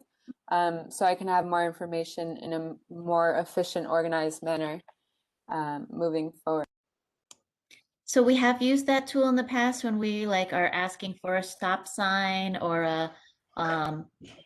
a particular traffic marking, but for studies, we haven't found that tool to be effective. Are you suggesting that we use that to ask for studies as well? Yes, that's the most appropriate way to ask for studies as well. 2 years ago, we asked for a study of DeKalb Avenue, there was a fatality on DeKalb Avenue as well, around Ashland, I believe, and nothing, never heard back. Well, if you can provide me the DOT tracking number, I can look into that for you. Sure. I think that the response was this was studied. And that was it. So I will forward you the tracking number to see if what the results of the study were. Yeah. Juliet? Yes, John. I did that on our behalf when you had mentioned this 2 years ago, John. I put that in. Okay, but I Bye, did Sharon. have one other issue that Yes. I need to give to Emily to just add to her list, and that was a study with the MTA about the J Street Metrotech Plaza, the B54 bus. I've been mentioning this to everyone for 2 years. It's never been acted upon. There is a conflict between the B54 bus and the bike lane. That is a terminus for the B54 bus. It has to cross the bike lane several times. The issue is whether that B54 terminus can be relocated to under the building of J Street, which is the right-of-way that was given to Myrtle Avenue after the downtown reconstruction of that development. Everyone thought that it should be studied to prevent that bus-bike conflict. That has not happened yet. Yeah, so buses are under the jurisdiction of MTA, so we can't dictate MTA where to do their where they terminate their line, but that's something that you need to reach out to MTA for. We did reach out to MTA. We've reached out to both of the agencies. The agencies need to come together to see if it's even possible. We don't even know that it's possible, but it's something that, because I thought the bike guy was going to say J Street Myrtle Plaza. That's a very difficult intersection for bikes. There have been a lot of bike accidents because of the bus and interaction with the bike lanes. 3 times at that location. I understand your concerns, but that request needs to be directed to MTA. It's a good segue, John. I'm writing it on the MTA list right now, which we need to wrap up by tomorrow as well. So, Can I ask a question? Yes, Caroline. No, this is Latrell. Oh, sorry, Latrell. Is it okay I ask the question? Yes, please do. My question is, I'm just a little confused. On Sands and Farragut housing development, are they gonna put like bike lose parking spaces? Is that what I understand? I wasn't sure. That's why I wanted to ask for clarity. I'm going to jump in. There was a presentation in June, I believe, of 2020, where DOT presented that bike lane improvement. And yes, they had stated at that meeting that there would be a reduction of parking spaces that are currently there. And there are 14 parking spaces. I remember that. My concern is that community cannot afford to lose parking spaces. There's a surrounding community that people comes from other communities to park in that community. They cannot afford to lose 14 or 19 parking spaces. And that's a concern. I know the community wrote letters to Emily. I know the pastor Mark B.C. Taylor wrote letters to Emily. So people did try to get involved to talk about their concerns about those parking spaces, because they need the parking spaces. People park their cars in that area and then go downtown, take the bus downtown to work, etc. A lot of people come from other areas. The parking spaces do not just, it's for the Farragut community. There's other surrounding buildings, condos, co-ops, and other developments that use those those parking spaces. So I just have a big concern about that, for you to be taking away parking spaces in a much needed community. I understand about the bikes, etc. I understand that's very important. But on the flip side, what about the community? They need something needs to be said about. I'm gonna jump in here because the time for that discussion was really during that presentation, and I think it's good that you voice your concern now. I know there are varying concerns and varying values that people have about the use of public space in our community board. And one of the values that people have is parking in the public streets. Another value is being able to bike safely to work or elsewhere. And that is a major and while that- thoroughfare connecting to the Sand Street But also entrance to the PS, Manhattan Bridge. sorry to cut you off, Juliet, but there's also PS 307 and PS 287. The teachers They also have dedicated parking on Navy Street for the teachers in front of PS 287. What about 307? I don't know off the top of my head. I just walked in front of PS 287 every day for like 6 years before I got a bike.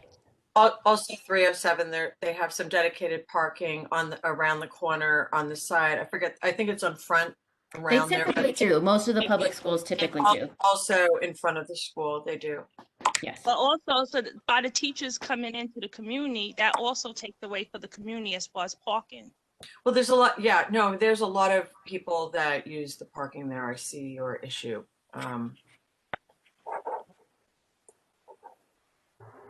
So I'm going to let Ms. Raquelme go. We had a long-standing agreement, Juliet. Again, this is historical, that we have the most extensive lane network in any district in Brooklyn. From a long time ago, we worked out an arrangement with DOT that had a particular criteria for the installation of bike lanes, which is why you have such an extensive array of bike lanes that never had to come to the community board. We did this very early on.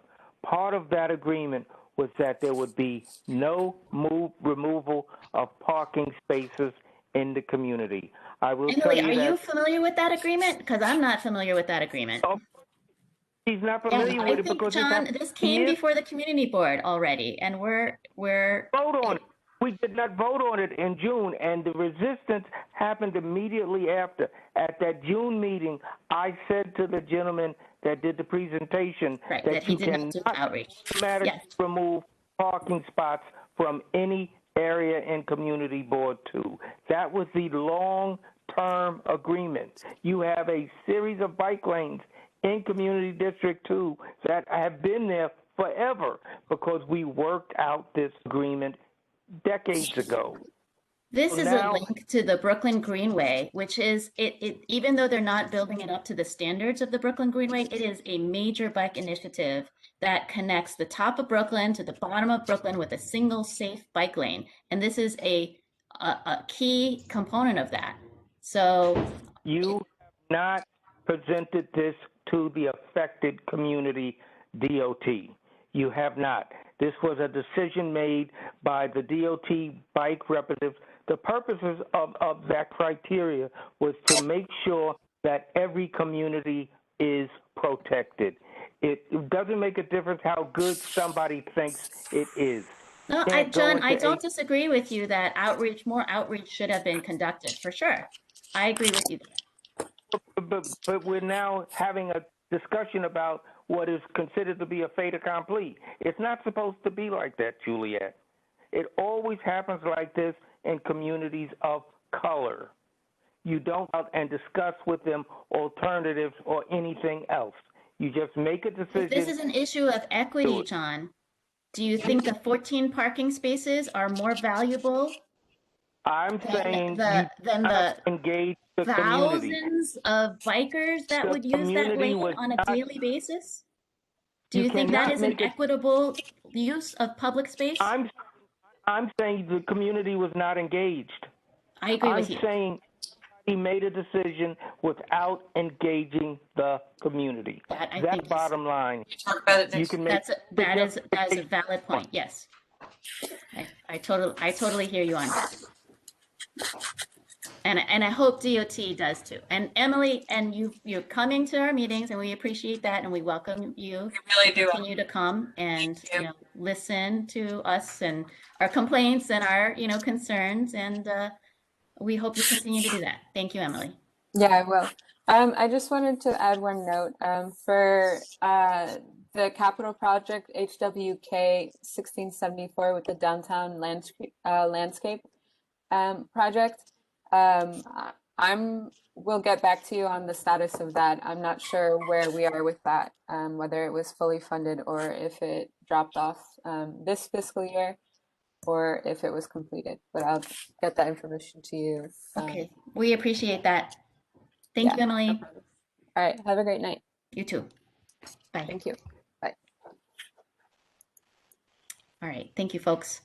I would like to move on to the next portion of the meeting, which I believe is the chair's report. I don't have the agenda up. That's correct, Julia.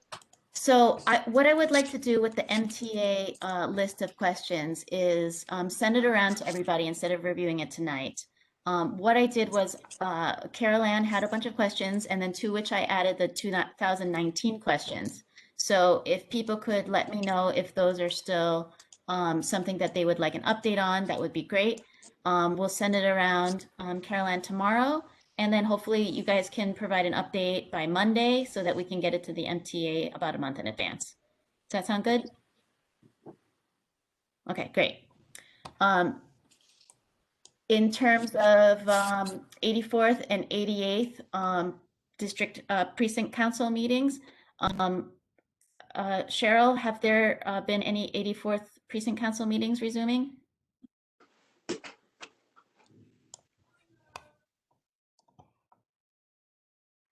There was one Tuesday night, Zoom call for the 84th. Anything you'd like to share? No, there was nothing extraordinary. There's the usual. The crime remains the same. Nothing special. He had to leave the call because they had some emergencies, but no, he just read off the report, which we all have access to that report. You can see crime is up or crime is down, but nothing new to share. Okay, thanks, Cheryl. And I know, John, you attended the 88th. You let us know. Would you like to share anything about that? And you're on mute. You may be on a. Yes. At the 88th Precinct Council, I actually spoke about the 4 shootings that occurred in the Fort Greene Public Housing Complex 3 weeks ago.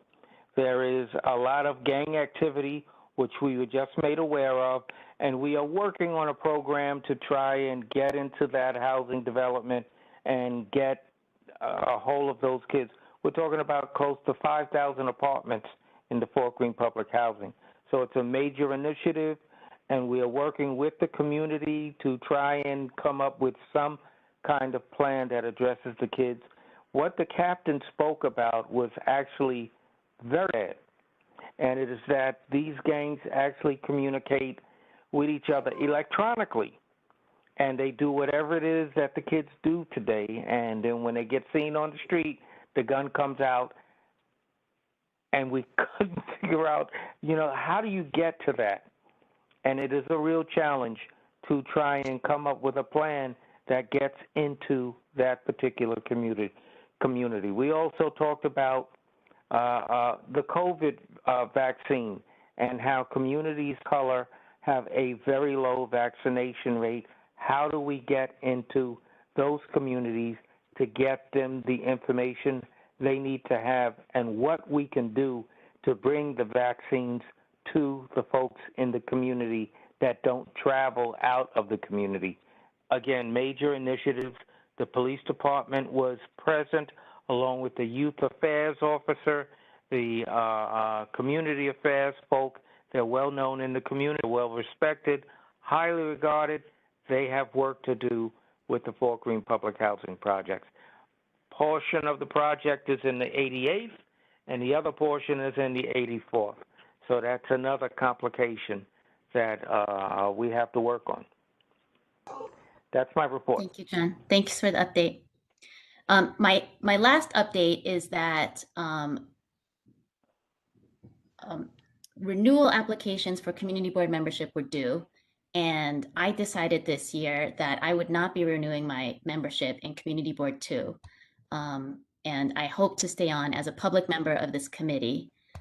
So sometime between March 15th and May 15th, I will be replaced as a community board member. So I wanted to let you all know how much I appreciate you and value you, and I love our engaging discussions. And even when we have varying opinions, I appreciate hearing all of this and participating in the community. So thank you, committee, and thank you to all of the Juliet, board let members. me just say that having you as chair of this committee has been a wonder. You did an excellent job of listening and representing all aspects of the community, and I take my hat off to you for that. Thank you for your Juliet? service. agree. to the community. Amazing. Yeah, Thanks everybody. Juliet, you are quite a chairwoman. I have to tell you, terrific. You open up the conversation. You let everyone get a chance to speak, and I think that's what the community board should do, and you do very well. We're going to miss you. Thank you very much. Well, I hope to be able to take a back seat and let somebody else speak a little bit more and still serve as a public member. I'm hoping. Thanks. We welcome you as public. Stay with us. Bring your dog sometimes. Yes, he's chewing on my chair right now. I heard a squeaky toy before it was. Yeah, not well trained yet. So thank you, everybody. And is there any other business tonight? Oh. Any community forum? I just want to mention, everybody noticed, but nobody told me that the minutes were not dated properly. Oh. I did not notice that either. I did not notice. I only noticed it tonight, so. So move for I sent approval. the new version over, so. Oh my God! Look how cute! Oh, hi. Beautiful. Right. This is community forum. Here to speak. Hi. All right. So approval of the minutes with any edit with the edits. That's already been made. Okay. Hi, everyone. That's a wrap, everybody. Thank you very much. Oh, Ciro, yes, you have something. My name is my last name is misspelled. No, just approving the minutes. Oh, great. Okay. So I just want to add that the minutes, my name is misspelled at some point in the minutes from last month. Oh, sorry. That's okay. Happens. Happens a lot. I got it. Thank you. Wrong. It's right at the top. I didn't see it at the. It is. I'll correct it. Thank you. Okay, thank you, everyone. Have a good night. And have a good night. Enjoy the snow. Thanks, you too. Bye.